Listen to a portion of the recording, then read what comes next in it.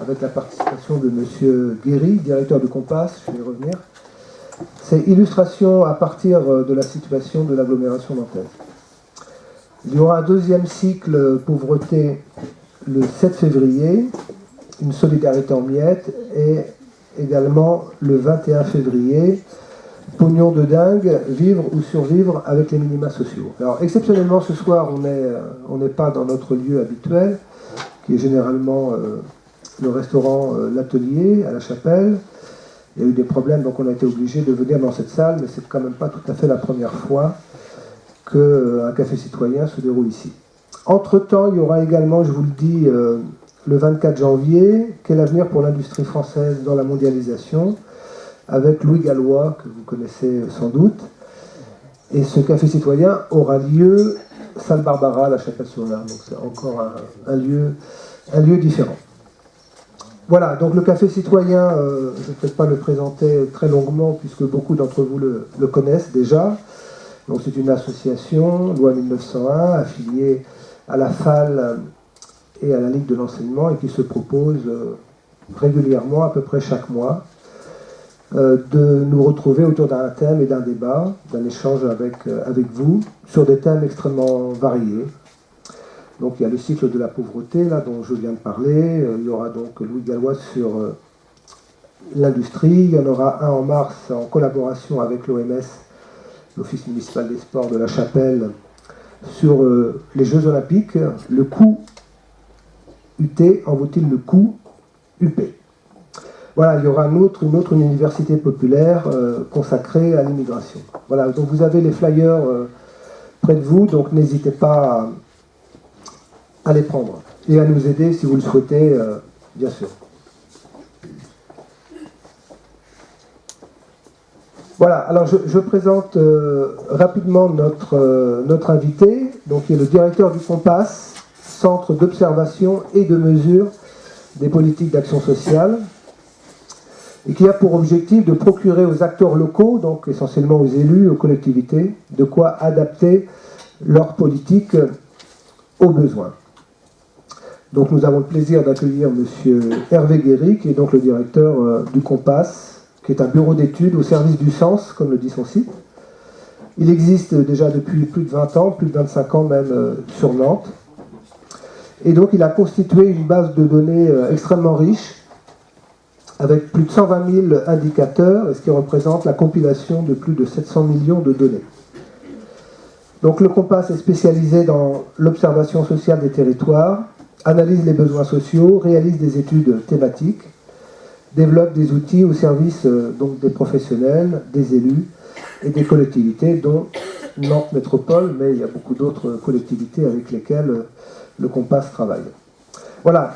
Nous avons également ce soir notre partenaire, Place Publique, la personne de Thierry Guidet, là-bas. Hervé Guéry a participé d'ailleurs à un numéro 41 de la revue. Donc, si vous voulez, vous pourrez jeter un coup d'œil sur cet article qui s'intitulait « Les inégalités se creusent entre les quartiers sensibles et les autres ». Et puis, il y a également dans le numéro 32 de Place Publique un autre article consacré également à ce thème, qui sont les riches, où sont les riches. Voilà, donc la séance va se dérouler dans son entièreté ce soir, donc on ne va pas faire de coupure comme on le fait traditionnellement à l'atelier, et après vous serez invité, si vous le souhaitez, à venir prendre un verre. Il y a une petite chaussette également qui sera à votre disposition si vous voulez nous donner un petit peu, une petite obole pour le financement de notre association. Voilà, je vous remercie par avance et je laisse maintenant la parole à M. Guéry.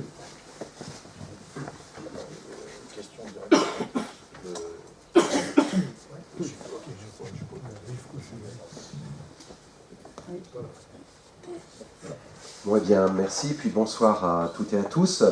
Donc, alors moi, je vais vous parler principalement de qui sont les pauvres et où sont les pauvres, pas trop les riches, même si on en parlera un petit peu à un moment donné. Et donc, ce qu'on va faire, c'est qu'on va ensemble essayer de parcourir dans un premier temps plutôt la question des différents concepts autour de la pauvreté. Et on verra que cette notion de pauvreté, eh bien, on peut l'appréhender de manière différente et que quelque part, le choix que l'on a pour l'appréhender, ben, c'est aussi un choix qui révèle déjà ce qu'on souhaite montrer ou la manière dont on souhaite travailler autour de cette question de la pauvreté. Et puis ensuite, je vous donnerai tout un tas d'explications méthodologiques. Et derrière, ce sont aussi des éléments chiffrés pour illustrer tout cela. Alors ce sera la partie la plus rébarbative, mais j'espère que j'arriverai à vous la faire vivre pour qu'elle vous intéresse malgré tout. Mais je pense que c'est important qu'on passe aussi par quelques éléments de quantification, qu'on essaye de se dire, la pauvreté aujourd'hui, elle représente quoi, quel type de population, les jeunes, les plus anciens, les familles, les personnes seules, ceux qu'on est bien, ceux qu'on n'en pas, enfin voilà quoi. Et sur Nantes, métropole, où elle est, où sont ces poches de pauvreté. Et puis après, sur la fin, je me permettrai d'aborder quelques questions un petit peu liées à ces questions de pauvreté. Alors, on a parlé bien sûr des quartiers, mais on pourra aussi parler ensemble de l'usage des politiques publiques, notamment pour les populations les plus fragiles et par les populations les plus fragiles. L'idée est peut-être aussi de faire tomber des fois quelques représentations qu'on peut avoir. Alors, moi, ce que je vous propose, alors en effet, je pense qu'il y a un temps d'intervention, un temps de débat. Maintenant, si sur des aspects très méthodaux, je ne suis pas suffisamment clair, et si ça, comment dire, vous ne comprenez pas des choses, des notions, n'hésitez pas à m'interrompre, parce que là, je réexpliquerai, c'est mieux sur ces aspects-là de réexpliquer en temps réel. Par contre, c'est vrai que si c'est des questions de fond, autant qu'on se les garde, parce qu'il se peut que certains éléments viennent abonder votre questionnement dans la suite. Donc c'est peut-être aussi bien qu'on fonctionne de cette manière-là. Je pense que j'en ai pour un peu plus d'une heure en présentation. J'ai plutôt tendance à être bavard, donc on verra. Alors juste pour dire le COMPA, mais je reparlerai à la fin. Alors le COMPA veut dire le Centre d'observation et de mesure des politiques d'action sociale. En effet, on a été créé sous forme associative dans les années 80, fin des années 80, début des années 90, et puis ensuite on s'est transformé en société. Donc on est une entreprise depuis 1996, et donc on est situé sur le quartier de Bellevue à Nantes. Mais on a aussi des collègues qui sont à Paris et à Strasbourg. Voilà, donc on est une équipe de 25 personnes, avec des collègues qui ont des professions, enfin des compétences différentes, et ces sommes de compétences avec des expériences diverses aussi, qui nous permettent aujourd'hui de pouvoir proposer aux collectivités locales nos services. Donc nous, on ne vit que de prestations, on n'a pas de subventions, on ne vit que de nos prestations, et nos prestations, elles sont essentiellement en direction des collectivités locales, dont la Chapelle-sur-Erne, avec laquelle nous avons travaillé il y a quelques années de cela, n'est-ce pas, voilà. Et puis, bien sûr, Nantes Métropole, mais à peu près 200 collectivités locales en France, et puis pas mal aussi dans l'outre-mer, qui est un de nos champs d'intervention importants. Voilà, et puis sinon, juste à la fin, je me permettrai de vous montrer sur le site un peu ce que tout cela peut donner. Alors, juste pour commencer, c'est une petite définition que j'aime bien de Daniel Berger, qui est un administrateur de l'INSEE, qui tout simplement explique les enjeux de la pauvreté en disant bien la recherche de la mesure unique de la pauvreté s'apparente à une infructueuse quête du Graal. Un seul concept, une seule évaluation ne saurait suffire. La définition de la pauvreté échappe au seul domaine de la science. On n'est pas que dans une notion scientifique, c'est clair. Définir un pauvre est souvent un acte politique, normatif, empreint de toute une série de conventions et qui doit s'ancrer dans les traditions et modes de vie spécifiques de chaque société. Ça fait un peu plus de 20 ans qu'il a écrit ça, et moi je trouve que cet écrit est parfait parce que ça illustre bien que selon la manière dont on va travailler autour, ou le mode de calcul qu'on va définir pour la pauvreté, quelque part en effet c'est plein de normes, plein de principes. Et on voit, je ferai référence à cela bien évidemment de temps en temps, mais ce qui est en train de se passer autour de l'évolution sociale en France, ou en tout cas un certain nombre de rapports sociaux nouveaux qui arrivent, eh bien que peut-être que nos manières de voir la pauvreté sont un peu erronées parfois, et qu'il serait intéressant d'aller chercher un petit peu plus loin, de gratter un peu plus. Mais quand ça nous rattrape, c'est intéressant parce que c'est là qu'on avance, je pense. C'est les télescopages qui permettent, alors des fois de s'arrêter complètement, c'est sûr, mais d'autres fois de rebondir et de repartir dans une direction qu'on espère être meilleure. L'idée de dire qu'on ne peut pas avoir une seule mesure de la pauvreté, ça c'est évident. Je vais m'arrêter dessus aussi derrière. Le fait qu'on n'arrivera jamais à avoir une mesure idéale, ça aussi c'est évident. Je pense que vous le sentirez autour des présentations que j'ai faites, puis bien évidemment, un acte politique, je crois que là on est complètement au cœur de cette dimension-là. Alors, différentes approches pour définir la pauvreté. Alors, je vais commencer par ce qu'on appelle la pauvreté en conditions de vie. Alors c'est une pauvreté qui est vraiment intéressante, l'INSEE travaille dessus depuis très très longtemps, et d'ailleurs aujourd'hui elle est même reprise dans le cadre d'une enquête internationale, enfin européenne, donc avec Eurostat. Il y a l'ensemble des instituts statistiques des différents États membres qui aujourd'hui travaillent sur cette notion de pauvreté qu'on appelle pauvreté en conditions de vie. En fin de compte, on l'appelle aussi parfois privation. Enfin, vous voyez. En gros, on s'appuie sur une enquête qui est faite auprès des ménages. Hein, ça s'appelle Statistiques sur les ressources et conditions de vie des ménages français. On a 27 questions qui sont posées. Donc des questions qui peuvent avoir trait à la consommation, des questions qui peuvent avoir trait... alors vous voyez ici, par exemple, est-ce que j'ai 2 paires de chaussures? Voilà, est-ce que je peux acheter des vêtements neufs? Et quand je ne peux pas, quand je réponds par la négative, alors j'ai mis positif, mais en fin de compte là, en l'occurrence, par rapport aux questions, ça pourrait être par la négative ou la positive, avoir des dettes, enfin ça dépend. En tout cas, quand j'ai 8 de ces 27 items pour lesquels on se dit, ben là, il y a une source de privation, ou une forme de privation, on considère que la personne elle est en situation de pauvreté par privation. Ce qui est assez intéressant, c'est que globalement, on arrive à 12% de la population, qui n'est pas très éloignée du mode de calcul de la pauvreté tel que je vais vous le définir après, et qui est en fin de compte le mode de calcul de pauvreté qui est le plus retenu, enfin qui est retenu en France et dans l'Union européenne, pour déterminer combien on a de personnes en situation de pauvreté dans nos territoires, dans notre commune, ou dans les communes autour, ou partout au niveau national. Alors vous voyez, ça peut avoir trait donc, à la consommation, aux ressources, au retard de paiement, aux difficultés de logement. C'est 27 questions, et puis quand on en a 8, on peut être considéré comme étant en situation de pauvreté. En l'occurrence là, avec ce concept de privation. Deuxième forme de détermination de la pauvreté, eh bien, c'est la pauvreté administrative. Alors la pauvreté administrative, en fin de compte, c'est le fait de dire on a des dispositifs sociaux qui existent en France, notamment nos minima sociaux. Vous voyez, le RSA aujourd'hui, c'est plus le RMI, l'allocation adulte handicapé, l'ASPA ou le minimum vieillesse, enfin voilà, on a comme ça des dispositifs sociaux qui existent, qui ont pour objectif de lutter contre la pauvreté, de garantir un niveau de ressources plus fort à des personnes qui en avaient un plus faible précédemment. Cette pauvreté administrative, eh bien, en fin de compte, elle est extrêmement liée au type de dispositif qu'on a dans nos pays. Voilà, ça peut changer d'un territoire à l'autre. Donc, en France, aujourd'hui, ça fait plus de 7 millions de personnes qui dépendent de ces dispositifs. C'est quand même pas banal. 7 millions de personnes, ça fait à peu près 11% de la population française. Vous voyez, quelque part, on va retrouver des pourcentages qui ne sont pas très éloignés les uns des autres entre la pauvreté par privation, faite par enquête, et puis après extrapolée sur l'ensemble de la population française. Puis là, en l'occurrence, cette pauvreté administrative, qui est aussi un mode de regarder la pauvreté, mais essentiellement par nos réponses sociales. Bien évidemment, si on diminue les critères d'accès aux prestations sociales, on diminuera le nombre de pauvres. Ça va de soi. C'est peut-être une solution d'ailleurs pour faire disparaître la pauvreté. La définition de la pauvreté absolue. Alors cette pauvreté absolue, par contre, elle, eh bien on ne la connaît pas en France. Alors, il y a des tenants de la pauvreté absolue, il y a plein de personnes en France, plein de chercheurs qui disent qu'il faudrait revenir à la pauvreté absolue. C'est en fin de compte la plus évidente, la plus basique et celle qui a du sens. Alors c'est quoi cette pauvreté absolue? Alors on la trouve aux USA, on la trouve au Canada aussi, enfin bon, voilà. C'est une pauvreté qui est déterminée sur la base d'un panier de biens.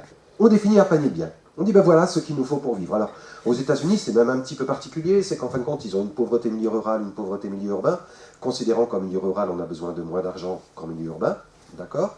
Et ensuite on part sur le principe de un tiers de mes dépenses, ce sont des dépenses alimentaires. Donc je définis un panier de biens alimentaires, je regarde le coût de ce panier de biens, et je multiplie par 3, et comme ça j'ai mon seuil de pauvreté. Si je suis en dessous, je suis considéré comme étant pauvre. Si je suis au-dessus, je ne suis pas pauvre. C'est le principe de la pauvreté absolue. La pauvreté absolue, elle est déterminée sur la base d'un panier de biens. Alors ça a quelque chose d'intéressant, c'est que si je mets en place un dispositif quelconque, on va prendre, je ne sais pas quoi, moi, le minimum vieillesse, si on définit un seuil de pauvreté absolue à 700 €, puis qu'on met un minimum vieillesse, comme c'est le cas aujourd'hui, ou la hache à 800 €, ben on est au-dessus, et puis comme ça, ben voilà, on est au-dessus. Alors qu'on va voir que l'autre forme de pauvreté sur laquelle nous on s'est arrêté en France, c'est un petit peu plus complexe, et le mécanisme, il est peut-être, comment dire, il peut aussi avoir ses effets pervers. Bon, même si, en tout cas pour moi, il est plus pertinent que celui de la pauvreté absolue. On l'utilise aux États-Unis, on l'utilise aussi, vous l'entendez souvent, le 1,25 $, on utilisait le 1 $ il y a peu de temps, on compte comme ça dans les pays en développement, dans les pays les plus fragiles de notre planète, les personnes en situation de grande pauvreté, en disant si on n'a pas 1,25 $ par personne dans un ménage, eh bien on est considéré comme étant pauvre. C'est pareil, on définit comme ça un seuil de pauvreté dit absolu. Et puis on regarde la population qui est en dessous et la population qui est au-dessus. Donc, la difficulté qu'on a quand même, c'est le panier de biens. selon que je mange beaucoup, que je mange pas beaucoup, ben, le tiers, ça peut être discuté, n'est-ce pas? Et puis surtout, si nous regardons en France ce que dépensent les pauvres pour s'alimenter, les ménages qui sont sous le seuil de pauvreté pour s'alimenter, on est à 17%, hein, on n'est pas du tout à 33%. Donc en gros, l'alimentation, elle représente de moins en moins, et d'ailleurs j'en parlerai tout à l'heure, hein, elle représente dans le budget des ménages les plus pauvres une charge de moins en moins importante, parce que c'est celle sur laquelle on peut réduire considérablement ses dépenses, c'est celle sur laquelle on peut aller chercher l'alimentation la moins chère, ou sur laquelle on peut trouver aussi des aides pour s'alimenter. Mais ce qui fait qu'aujourd'hui, on est bien loin du tiers tel que le définissent les Américains. Peut-être qu'aux États-Unis, le coût du logement est pas cher, mais je ne crois pas. Donc, a priori, le tiers, c'est pas le top du top. Mais bon, on parlait tout à l'heure hein, de normatifs derrière la pauvreté. On le voit bien, hein, selon la manière dont on définit la pauvreté. Il y a bien sûr tout un ensemble de normes. Et puis la pauvreté relative, je m'arrête sur celle-ci parce que c'est la dernière que je vais vous présenter. J'aurais pu vous parler de la pauvreté subjective, hein, celle du ressenti. On va s'interroger les uns et les autres. Est-ce qu'on est pauvre? Et puis dire, selon vous, est-ce que je suis pauvre ou pas? Quel est mon niveau de vie? Et puis là, c'est la pauvreté subjective, mais celle-ci, elle est quand même bien compliquée à maîtriser, donc j'en en parle pas plus que ça. Mais je m'arrêterai sur cette pauvreté relative, et à partir de maintenant, c'est celle-ci que je vais retenir, parce que c'est celle qui est retenue en France, c'est celle qui est retenue dans l'Union européenne. Cette pauvreté relative, en fin de compte, elle est déterminée à partir du niveau de vie d'un territoire. On prend, dans l'Union européenne, on va prendre le niveau de vie de chacun des pays, et puis on va dire, ma pauvreté relative, elle est déterminée à partir du niveau de vie de mon pays, tout simplement. Ce qui veut dire que je suis pauvre aujourd'hui en France, mais je l'étais peut-être pas avec ce même niveau de vie il y a quelques années, ou je ne serai peut-être plus avec ce même niveau de vie dans quelques années. Ça va dépendre de l'évolution du niveau de vie du pays. Et puis je suis pauvre en France sans l'être ailleurs. Ça, c'est évident. On sait bien qu'aujourd'hui, avec un RSA en France, on vit comme un roi au Mali ou ailleurs, quoi. Ça, c'est évident. Mais en tout cas, être pauvre en France, actuellement, on est sur ce principe d'une pauvreté calculée sur la base du niveau de vie français, hein, le niveau de vie le plus récent que l'on puisse connaître. Donc, l'intérêt, c'est que c'est quelque chose qui est assez simple à calculer. La difficulté qu'on va voir tout de suite dans ce seuil de pauvreté basé sur le niveau de vie, c'est que, comme on a pu observer il y a quelques années de cela, un niveau de vie du pays qui a eu tendance à baisser un peu, je crois qu'on en a tous entendu parler, indirectement, mon seuil de pauvreté, il baisse, puisqu'il est lié au niveau de vie du territoire. Donc il est lié à la hausse quand le niveau de vie augmente, mais il est lié à la baisse quand le niveau de vie baisse, quoi. Voilà. Donc il est forcément, lui aussi, empreint de tout cet aspect normatif, ou de la manière dont on conçoit la société, et ce qui fait qu'une personne a pu à un moment donné être pauvre, avoir son niveau de vie ne pas bouger, enfin son niveau de revenu ne pas bouger, puis d'un seul coup ne plus l'être, parce que tout simplement le seuil de pauvreté a baissé et la personne elle est passée au-dessus du seuil de pauvreté. C'est très mécanique. Donc la pauvreté relative, elle a ses avantages, elle a aussi ses inconvénients. En France, hein, puis en Europe, le seuil de pauvreté il est calculé sur ce principe-là, hein, 60% du revenu médian national.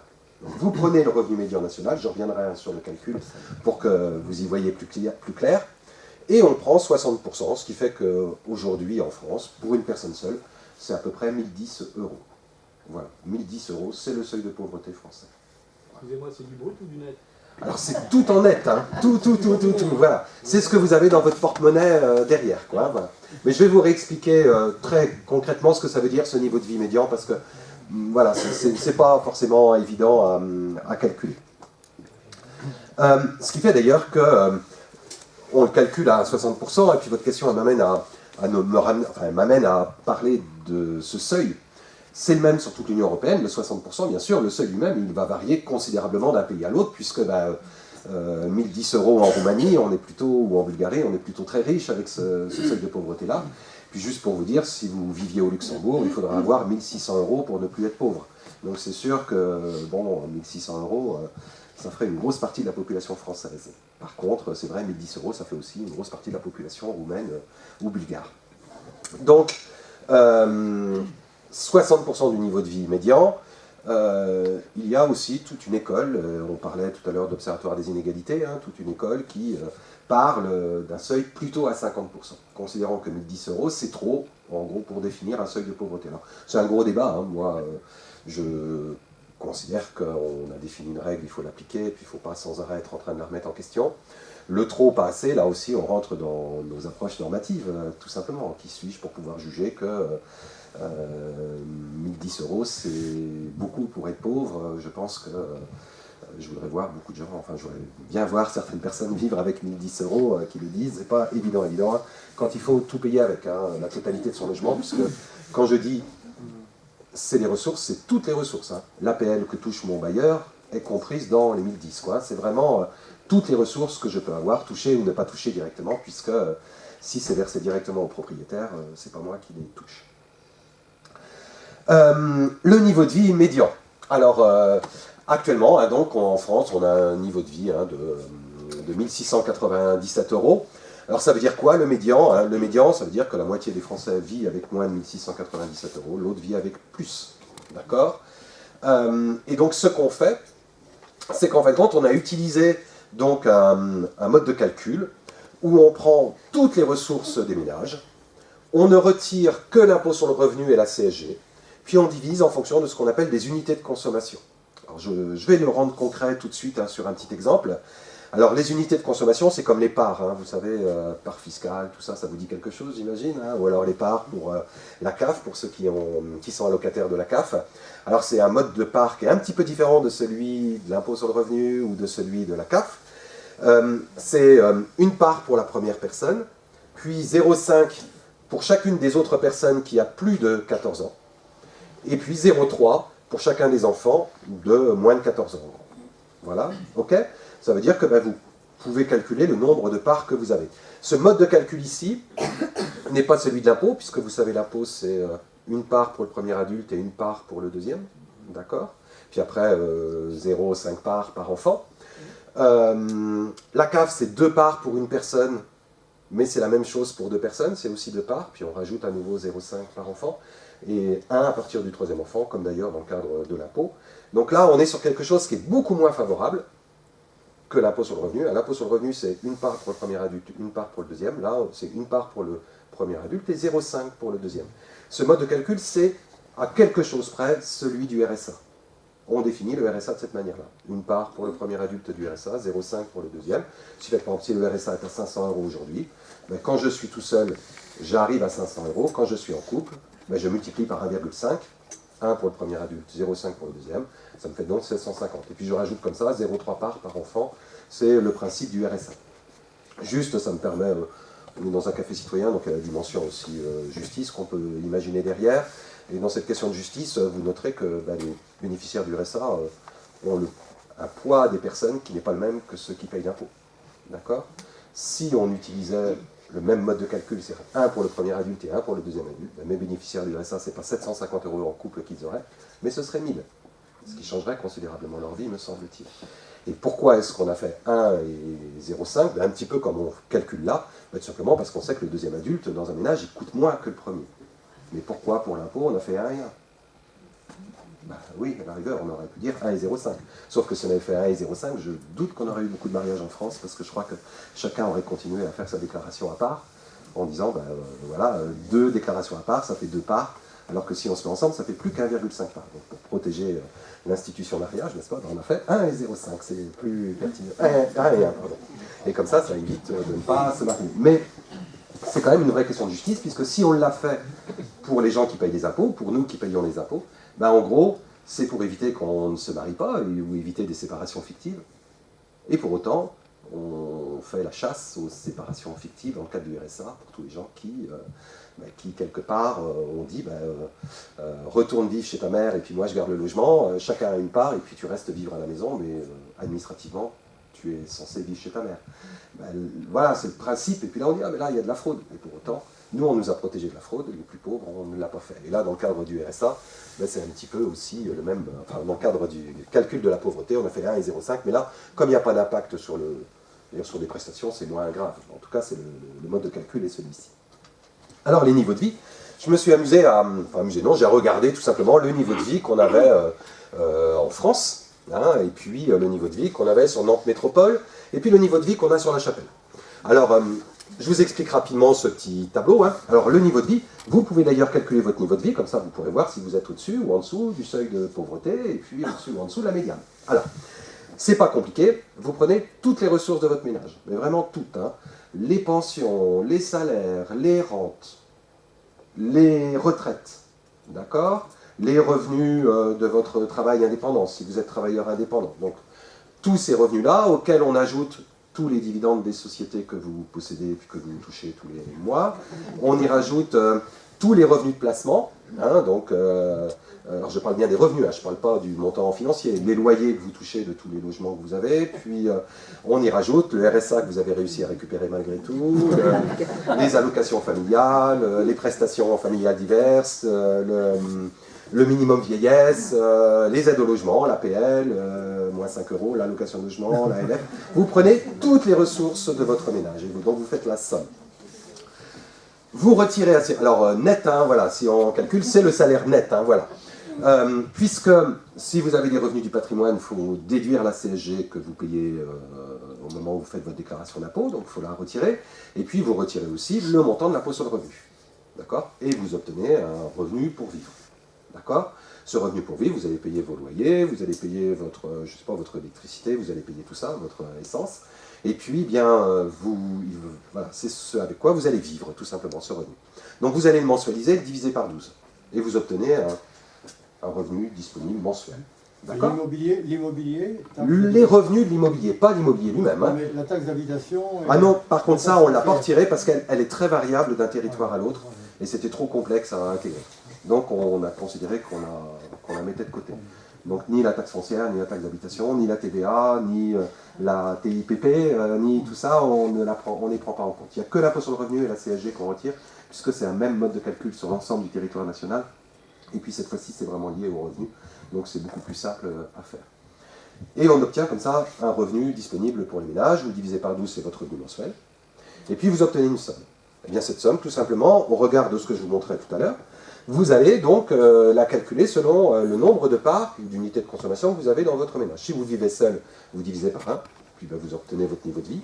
Si vous vivez en couple, vous divisez par 5, et puis vous rajoutez 0,5 par enfant de plus de 14 et 0,3 par enfant de moins de 14. Et ça vous donne donc votre niveau de vie. Vous avez maintenant dans votre tête, ou dans un coin de votre tête, parce qu'on est en France, on ne le montre pas, on ne le brandit pas, son niveau de vie, on se le garde pour soi, donc vous avez dans un coin de votre tête le niveau de vie de votre ménage. C'est celui de votre ménage, puisque ce sera le même pour vos enfants que pour vous, puisque c'est bel et bien l'ensemble des ressources du ménage divisé par la composition de votre ménage, donc c'est bel et bien un niveau de vie commun que vous avez avec toutes les personnes avec lesquelles vous vivez sous le même toit. Et donc, c'est pas compliqué. Si vous êtes donc sous ces 1697 € en le calculant mensuel, eh bien, globalement, vous faites partie des 50% les moins aisés de France. Si vous êtes au-dessus des 1697 €, vous faites partie des 50% qui ont le niveau de vie le plus fort en France. Voilà, c'est tout mécanique, c'est tout bête, c'est le niveau de vie français. Et donc, ce niveau de vie français à 1697, vous le multipliez par 0,6, et donc on obtient les 1010 qui correspond au seuil de pauvreté. 60% du revenu médian, le niveau de vie médian, c'est le seuil de pauvreté. Voilà comment on a calculé le seuil de pauvreté en France. Et vous, si vous êtes en dessous des 1010 €, vous êtes dans la zone qu'on a colorée un petit peu ici, qui est la zone où on est sous le seuil de pauvreté. Ok ? Alors, en France, c'est 1697, le milieu, la médiane. À Nantes Métropole, c'est 1821. La différence, elle est loin d'être banale. On a l'impression qu'elle a une centaine d'euros. C'est énorme. Une centaine d'euros, 130 € de plus par mois. Si vous prenez un couple avec 2 enfants dont l'un a plus de 14 ou moins de 14, ça me fait 2,3 unités de consommation multiplié par 130.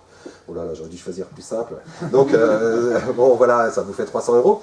Eh bien, globalement, c'est pas rien.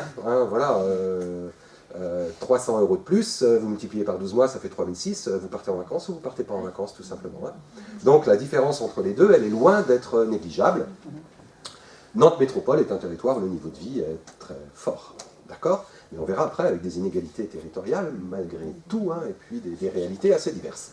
Bon, La Chapelle-sur-Erdre, je ne vous surprendrai pas, 2092, j'imagine que vous vous y attendiez à ne pas avoir un niveau de vie plus faible que celui de la France dans son ensemble, ou que celui de Nantes Métropole. Bon, en effet, La Chapelle-sur-Erdre, on a plutôt un niveau de vie fort. Vous avez ici Juste, alors cette fois-ci c'est un petit cours de stats, hein, c'est pas, voilà, hein, vous avez ici les déciles, alors c'est pas compliqué. Hein. Admettons que là j'ai mis la personne la plus pauvre de... attendez, je vais essayer de remettre ça bien. Voilà, et puis passer par-dessus. Alors, vous avez ici, alors c'est un hasard, hein, voilà. On a la personne la plus pauvre de Nantes Métropole, par exemple, et puis là, on a la personne la plus riche, c'est aussi un hasard, hein, je n'ai rien, voilà. Vous avez ici tous les habitants de Nantes Métropole, mais quand vous vous mettez au milieu, vous avez donc le médian, hein, la personne qui a autant de personnes plus pauvres qu'elle que de personnes plus riches, donc voilà, le monsieur derrière, elle est juste entre vous, puisque là, ça fera juste l'équilibre. Donc là, on a la personne médiane. Ben, le premier décile, si j'ai mis la personne la plus pauvre ici, ben, c'est la personne qui est là, c'est la plus riche des 10% les plus pauvres, le premier décile. Le deuxième décile, c'est la plus riche des 20% les plus pauvres, le troisième décile, la plus riche des 40% les plus pauvres, le cinquième décile ou la médiane, c'est la même chose, c'est la plus riche des 50% les plus pauvres, etc. Et quand j'arrive ici, je suis au neuvième décile, c'est-à-dire que je suis à la fois le plus riche des 90% les plus pauvres, mais aussi le plus pauvre des 10% les plus riches, puisque si j'ai 90% de la population plus pauvre que moi, j'en ai 10 qui est plus riche que moi, eh bien, ça montre que pauvreté et richesse, c'est très relatif, voilà, ça dépend toujours vers qui on regarde, et on regardera toujours celui qui a plus que soi, et rarement celui qui a moins, c'est le principe, hein, on est toujours le pauvre de quelqu'un, on est rarement le riche de tous les autres. Alors qu'en réalité, ben, c'est vrai qu'on peut se dire que quand on a 2000 € par mois, si c'est notre niveau de vie, ben, par rapport à la France, ben, on est quand même le riche de 65% des Français, quoi. Voilà, puisqu'on est situé entre 1893 et 2139. Juste sur cet aspect-là, hein, 1200 € c'est le premier quartile, 25% de la population, hein, donc c'est entre le deuxième et le troisième décile, hein, 1200 €. Et puis 2200 € c'est globalement le troisième quartile, 75%, le plus riche des 75% des plus pauvres, la moitié de la France est située entre 1200 et 2200 €. En gros, entre un SMIC, voilà, quand il aura eu sa petite hausse, là, voilà, donc là, entre un SMIC ici, et puis un petit peu moins de 2 SMIC. On a la moitié des Français qui sont là. Voilà, c'est juste pour rappeler hein, ce qu'est la distribution des revenus. On est loin, quand on va parler d'une classe moyenne, de niveaux de vie qui sont à 4 000 € ou 5 000 € par mois. Hein, on est clair, hein, on en est très très loin, entre 1 et 2 SMIC pour une personne seule. Pour un couple, il faut multiplier par 1,5 bien sûr, hein, vous avez compris. Mais bon, c'est juste pour ramener à due proportion hein, de ce qu'est le niveau de vie des Français aujourd'hui, et très loin de ce qu'on peut imaginer. Je le dis parce que ce qui se passe aujourd'hui, notamment sur le mouvement social, qui nous marque quand même, quoi, voilà, quoi qu'on en pense, eh bien, c'est qu'en fin de compte, bien souvent, les gens qui sont ici ont une tendance à considérer qu'ils sont le milieu de la société. D'accord ? Aujourd'hui, allez, sans cibler qui que ce soit, un couple d'astites, un couple de cadres moyens, un couple de, je sais pas, eh bien, s'ils n'ont plus d'enfants et puis qu'ils arrivent en fin de carrière, ben, ils sont quelque part par là. Et pour autant, ils ont l'impression d'être au milieu. Mais ce qui fait que si on considère que la moitié de la société française, elle est là, et que l'autre moitié est là, ben vous comprenez bien qu'une grande partie de la population n'est pas vraiment prise en considération dans la représentation collective. Et je pense que, quelque part, on le paye aujourd'hui, voilà, de ne pas avoir une bonne visibilité hein, de cette distribution des revenus, qui est loin d'être une distribution avec des niveaux de vie exceptionnels, quoi. On n'a pas des niveaux de vie exceptionnels quand on est en France.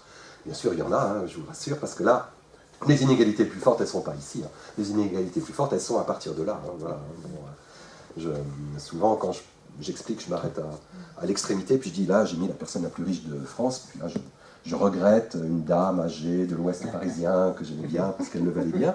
Et c'est vrai que cette personne-là, si vous voulez, elle est très très loin des 3225 € ou des 3130 par mois. Hein. Je pense que, voilà, donc c'est des inégalités, elles sont beaucoup plus importantes sur la partie supérieure que sur la partie inférieure. Mais malgré tout, c'est important de savoir avec quoi on vit quand on est en France. Le niveau de vie n'est pas si extraordinaire, sachant que là, je redis, hein, c'est l'APL comprise, c'est les allocations familiales comprises, c'est tout, hein, c'est pas que les revenus du travail hein, ou les revenus du patrimoine, c'est vraiment toutes les sources de revenus. Alors les seules choses qu'on ne calcule pas, enfin qu'on n'a pas pris en considération, c'est tout ce qu'on fait les uns et les autres, c'est-à-dire tout ce qu'on met dans des pays un petit peu lointains, voilà, parce qu'on ne veut pas trop être imposé dessus. Donc ça, c'est pas pris en compte, puisque bien sûr, c'est pas connu. Et puis aussi, tout ce que discrètement, on peut faire le soir, en bas, dans sa cage d'escalier, dans des papiers alu qu'on revend discrètement. Ça non plus, on ne l'a pas pris en compte parce qu'on ne connaît pas. Voilà, après, la seule chose que je voulais dire par ces deux illustrations, c'est que ces revenus cachés, on sait qu'ils sont à tout niveau. Et on peut même penser, vu ce que nous annonce aujourd'hui Bercy, ou ce qu'on nous a dit sur le nombre de milliards cachés, que c'est même plutôt sur les plus hauts niveaux qu'on a plus de revenus cachés que sur les plus bas, hein, en montant. Mais bon, en tout cas, c'est voilà, ça manque à la connaissance, mais voilà, je pense que, comme chacun d'entre vous, j'ai pas la réponse à tout ça. Alors ici, vous avez les niveaux de vie. Hein, donc, plus c'est rouge, plus le niveau de vie est fort, plus c'est vert, plus le niveau de vie est faible. Alors, bon, vous ne serez pas surpris de découvrir que c'est près des frontières suisses, voire luxembourgeoises, qu'on a les niveaux de vie les plus forts. Enfin, si, ça vous surprend, bien sûr. Hein, puis bon, on retrouve ici le lac Léman. Enfin, voilà, donc là, j'imagine qu'on a des choses qui sont tout à fait cohérentes pour vous. Et puis après, vous retrouverez toutes les grandes métropoles.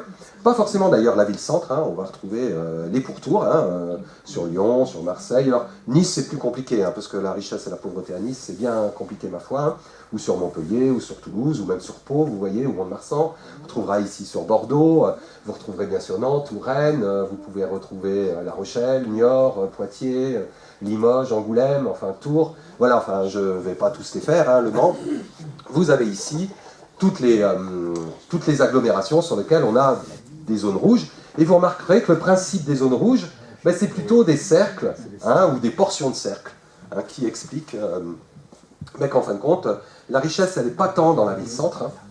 Enfin, en tout cas, le niveau de vie médian, et pas la richesse est souvent dans la ville-centre, hein. Mais le niveau de vie médian, c'est pas dans la ville-centre qu'il est le plus fort, c'est plutôt au pourtour. Hein, voilà, au pourtour. Souvent d'ailleurs, hein, avec des niveaux de vie plus forts sur la partie est, hein, vous le saviez, hein, c'était des choses qui ressortent habituellement. Partie ouest des villes, c'est là qu'on a les niveaux de vie les plus forts. On va le retrouver bien sûr sur Paris, hein, voilà, qui est beaucoup plus sur sa partie ouest que sur la partie est. Vous le saviez sans doute, hein, impact des vents, non, ça vous dit rien? Ouais, c'est l'impact des vents, mais sans rire en plus, c'est qu'au 19e siècle, quand on a construit les industries, en fin de compte, on les a mis plutôt pas sous le vent, enfin éloignés, pour que les ménages les plus aisés puissent avoir des logements qui n'étaient pas victimes des fumées. Et en fin de compte, ben, on a construit comme ça les industries plutôt à l'est des villes, les vents portant les fumées vers l'est, et par contre les ménages les plus aisés se mettant à l'ouest pour être protégés. Voilà, l'écologie était déjà là, vous voyez bien. Bon, sauf qu'on a mis les ouvriers derrière, hein, sous le vent, par contre, hein, on les a mis à l'est des villes pour que eux, ben, ils bénéficient des fumées protectrices et que ben, les autres ne les aient. Bon, sauf qu'à Nantes, on n'avait rien compris, puisqu'en fin de compte, pourtant, il y a plus de vent qu'ailleurs, mais ça m'a jamais compris pourquoi les villes, enfin les industries, Couéron et autres, on les a mis à l'ouest, alors qu'en toute logique, on aurait dû les mettre de l'autre côté. Ici, vous avez la métropole, donc vous avez le département, hein, donc, de la Loire-Atlantique, avec ben, les niveaux de vie. Vous allez, donc le niveau de vie médian, on voit Nantes, hein, qui n'est pas de la même couleur que sa couronne, hein, les niveaux de vie les plus forts. Alors, je vous rassure tout de suite, hein, c'est pas vous hein, qui avez le plus fort, hein, vous le saviez d'ailleurs, j'imagine, mais bon, vous êtes même qu'en 4e position, hein, donc il y a quand même plus riche que vous. Hein, bon, voilà, c'est Sautron hein, qui a le niveau de vie le plus fort, mais ça ne vous surprendra pas. Donc voilà, vous avez donc ici, vous voyez, toute la périphérie nantaise, hein, qui fait couronne, hein, avec les niveaux de vie plus forts. Et puis on remarquera hein, que les niveaux de vie les plus faibles sont là. Juste à titre de comparaison, on va se dire que vous avez ici la première couronne, vous voyez, vous avez une forme de deuxième couronne, vous en avez une troisième, puis vous en avez une quatrième. Quoi. On voit bien qu'il y a des espèces de groupes homogènes. Hein. Alors après, forcément, hein, vous avez des situations un peu différentes, mais on a la particularité de la côte aussi, hein, bon, forcément. Mais globalement, on a un phénomène un peu concentrique autour de la ville-centre, qui à nouveau nous réexplique des choses aussi sur qui vit où, à quel endroit, avec quel revenu et quel niveau de vie derrière et quelles contraintes économiques. Alors je vous ai mis ici 4 petites cartes.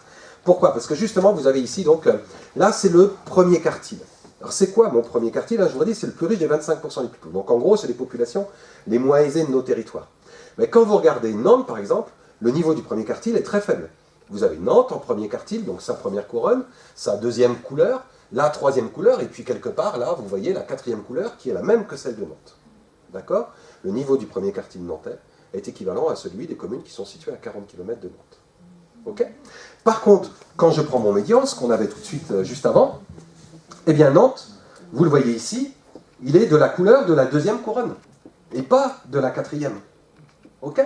Ça veut dire qu'à Nantes, on va retrouver une population pauvre importante, mais tout de suite, sitôt qu'on est sorti de la population pauvre, le niveau de vie, il augmente significativement. Puis si on prenait les plus riches, ils sont bien plus nombreux à Nantes en proportion hein, qu'ils le sont sur la deuxième couronne, par exemple. Ça veut dire quoi? Ben, ça veut dire que quand on parle notamment de nos populations fragiles, celles qui manifestent aujourd'hui, ben, vous les retrouverez ici si vous prenez la part des ouvriers. Ben, l'idée de dire on est une ville où il y a plus d'ouvriers à Nantes. Regardez où ils sont rendus. Vous voyez, ils sont vraiment à 40 km, ils sont en milieu périurbain. Ceux qui ont les niveaux de vie les plus faibles sont aujourd'hui positionnés, mais très loin, avec bien sûr, pour rejoindre les pôles industriels, ben, du déplacement relativement important. Hein. On va retrouver vraiment du côté par exemple de Redon ou de Châteaubriand, hein, vous allez avoir des populations ouvrières très importantes, alors avec des pôles industriels hein, qui restent hein, sur Châteaubriand. Redon, c'est plutôt pour aller vers Saint-Nazaire, mais avec des mobilités relativement importantes. Par contre, les cadres, ben, c'est tout l'inverse. Bien sûr, hein, les cadres sont situés sur le centre. Et puis, donc cette question de géographie est vraiment très importante. Hein. On voit bien que par rapport au niveau de vie, puis par rapport aussi derrière la question de la pauvreté, eh bien c'est des réalités qui sont, voilà, hein, qui sont très liées à ça, et on va le retrouver tout de suite. Alors quelques données, hein, donc, vous avez ici l'évolution des taux de pauvreté. Alors, je me suis permis de mettre la chapelle, hein, j'espère que voilà, si, je peux le supprimer hein, si ça vous choquait ou si ça posait problème. Hein. C'est des données quasi officielles, hein, qu'on retravaille nous, au niveau du compas, puis qu'on met en forme, on garde l'historique. Hein. Donc là, c'est seulement 4 années, hein, d'un même mode de calcul, puisque ça a évolué avant. Donc, voilà. Donc sur la chapelle, on voit qu'en 2012, on avait 4% de population pauvre, 5,3, hein, c'est en progression. On a une progression de la pauvreté sur la Chapelle-sur-Erdre. Sur Nantes Métropole, on est passé de 10,8 à 11,9. Hein, sur la Loire-Atlantique, de 9,7 à 10,4. Et puis en France, en général, on est passé de 14,3 à 14,9. Donc une pauvreté qui augmente sur ces dernières années, qui a fortement augmenté depuis le début de la crise, a quasiment pris un point. Hein, donc ça, la pauvreté, elle a bien sûr été marquée par la crise de 2008, ça ne vous surprendra pas, hein, et notamment par la perte d'emploi de beaucoup de personnes, ou alors par de l'emploi qui devient extrêmement précaire. J'en parlerai en fin d'intervention. Donc voilà, juste pour vous donner ces éléments de taux, hein, on voit que Nantes Métropole avec 11,1% est très loin hein, des 14,5% de la France. Tout l'ouest de la France est entre guillemets protégé de la pauvreté. Hein. C'est la différence avec tous nos anciens secteurs industriels de l'est de la France, ou alors les secteurs très ruraux, avec une activité agricole sans doute pas trop rentable, située plutôt dans le centre de la France. Donc, globalement, et puis tout le pourtour méditerranéen qui est très marqué par la pauvreté aussi. Hein, voilà. Mais ça, je ne vous apprends rien non plus hein, sur cette cartographie. Le nord, l'est, le pourtour méditerranéen, le centre de la France, et puis, bien sûr, une partie de la région parisienne, hein, sur la partie nord-est hein, de Paris, la Seine-Saint-Denis. Au niveau de l'Union européenne, donc je redis, le mode de calcul est le même partout. Partout. On prend le niveau de vie médian d'un pays, et puis on le compare, on le multiplie par 0,6, puis on regarde la population qui est en dessous. Alors, vous voyez, par exemple, sur l'Union européenne, on est plutôt à 17%. Hein, donc, juste, hein, si je peux me permettre, mais bon, vous ne m'en voudrez pas, j'espère que je ne vous choque pas, mais bon, après tout, si on n'a pas de liberté de propos, c'est pas très marrant. C'est vrai qu'on met peut-être un pognon de dingue, et encore ça, je pourrais en discuter hein, sur la pauvreté, mais en contrepartie, on est quand même dans un des pays où le taux de pauvreté est le plus faible. Quand on dit à quoi ça sert, puisque il y a toujours beaucoup de pauvres, oui, il y a beaucoup trop de pauvres, et tant qu'il y en aura toujours trop, pour autant. Je pense qu'il faut mieux aujourd'hui être en France que de vivre en Espagne, par exemple, mais ce n'était pas la peine de le dire, hein, je crois qu'on l'avait tous compris, ou même qu'au Royaume-Uni, hein, voilà, on est quand même dans une situation où globalement, même qu'en Suède, hein, vous voyez, hein, voilà, on est dans une situation où on a un nombre de pauvres très important, mais qui n'est pas... qui est quand même en dessous hein, du nombre, du taux de pauvreté qu'on peut trouver ailleurs. Alors il y a des petites choses qui doivent vous surprendre, parce que autant la Finlande, le Danemark, les Pays-Bas, ça, on s'y attendait. La Suède, on ne l'aurait sans doute pas mise là. L'Allemagne, si peut-être, vous aviez quand même pas mal entendu parler d'un SMIC qui était quasiment inexistant, beaucoup de travailleurs pauvres en Allemagne, ça vous surprendra sans doute pas. Bon, après, les pays au-dessus, voilà, c'est pas... Mais la Slovaquie et la République tchèque, c'est très étonnant. Alors, étonnant, oui et non. Pourquoi?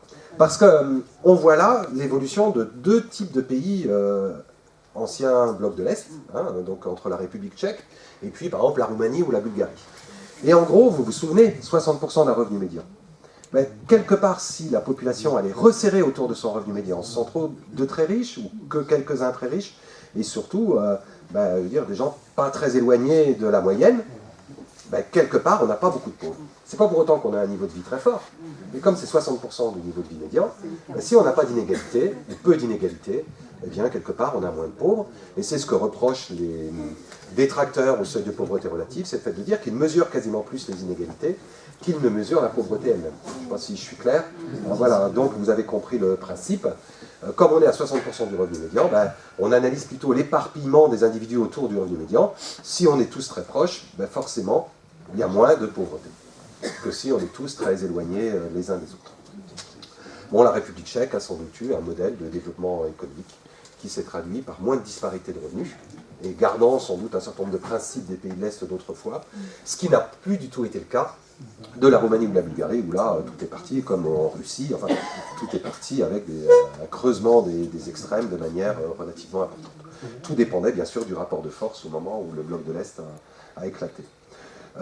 Ici, la pauvreté en France, alors vous retrouvez exactement ce que je vous disais tout à l'heure, donc vous avez toute la région centre, avec beaucoup de pauvreté, vous allez retrouver le pourtour méditerranéen, et puis si je vous parle de Marseille, j'imagine, j'ai hésité à vous faire un zoom sur la ville de Marseille, puisqu'on travaille beaucoup sur Marseille, c'est-à-dire, voilà, j'aurais pu vous parler ou vous montrer les quartiers du centre de Marseille, le 3e arrondissement notamment, avec un des quartiers les plus pauvres de France, on dit, le 3e arrondissement, et avec le paradoxe, c'est un endroit où il y a énormément d'emplois, mais c'est l'endroit le plus pauvre qu'on puisse imaginer, et c'est bien sûr là où était la rue d'Aubagne. Donc vous avez ici donc tout le pourtour méditerranéen. Vous avez donc trouvé le centre. Et puis par contre, on voit bien que dans l'ouest, on a quand même des tâches qui sont moins prononcées que ce qu'on peut retrouver sur d'autres territoires, à l'exception du centre-Bretagne. Donc c'est pas une surprise pour vous. Et puis par chez nous, de la région Châteaubriand, Redon, où là on a une population pauvre, et on retrouvera les mêmes phénomènes à Rennes qu'à Nantes, par exemple, une ville qui est marquée par un peu plus de pauvreté que les territoires qui l'entourent. C'est le principe d'une ville-centre, et c'est encore plus fort sur Rennes que sur Nantes, pour la simple et bonne raison que Rennes, quasiment la quasi-totalité du logement social ancien, il est sur Rennes, il n'y en avait pas dans les communes autour, alors que nous, il y en avait quand même à Orvaux, il y en avait à Saint-Herblain, à Rezé, donc il y avait une pratique du logement social qui existait, historiquement, ce qui n'était pas du tout le cas sur Rennes. Et donc, bien sûr, on retrouve sur la pauvreté toute une couronne de territoires plutôt protégés par rapport à la pauvreté. Et puis, par contre, des poches de pauvreté sur Saint-Nazaire et puis sur Nantes. Voilà. Et puis, on pourrait regarder d'un petit peu plus près sur un certain nombre de territoires, une quasi-absence aussi de pauvreté sur des secteurs industriels, notamment Nord-Vendée.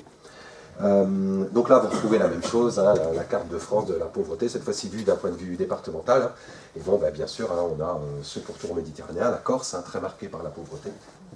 Et puis le Nord, puis la région Lorraine. Bon, voilà, je ne sais pas quoi vous dire de plus, c'est la même carte, un peu moins fine.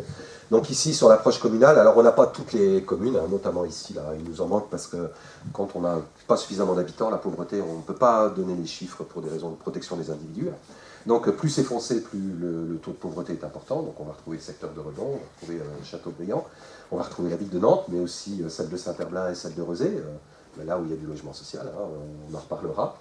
La ville d'Ancenis, où il y a aussi un peu de logements sociaux, puis bien sûr Saint-Nazaire, voilà, avec un peu de pauvreté derrière. Puis un peu sur le pourtour sud du département, où nous trouverons aussi des petites poches de pauvreté. Donc là, bien sûr, c'est proportionnel à la population. Donc, comment dire, on peut avoir un taux de pauvreté important, mais quelques dizaines de personnes, alors que là, on parle de dizaines de milliers de personnes. Voilà, c'est aussi toujours la difficulté d'un pourcentage par rapport à un taux lui-même. Alors, ici, donc, vous vous souvenez, un taux estimé à 5,3% sur la Chapelle-sur-Erdre, mais par contre, pour Nantes, c'est 15,5%. Donc on est au-dessus du seuil de pauvreté national, avec ces 14 et quelques pourcents. Saint-Herblain 12,9%, puis Rezé 10,5%.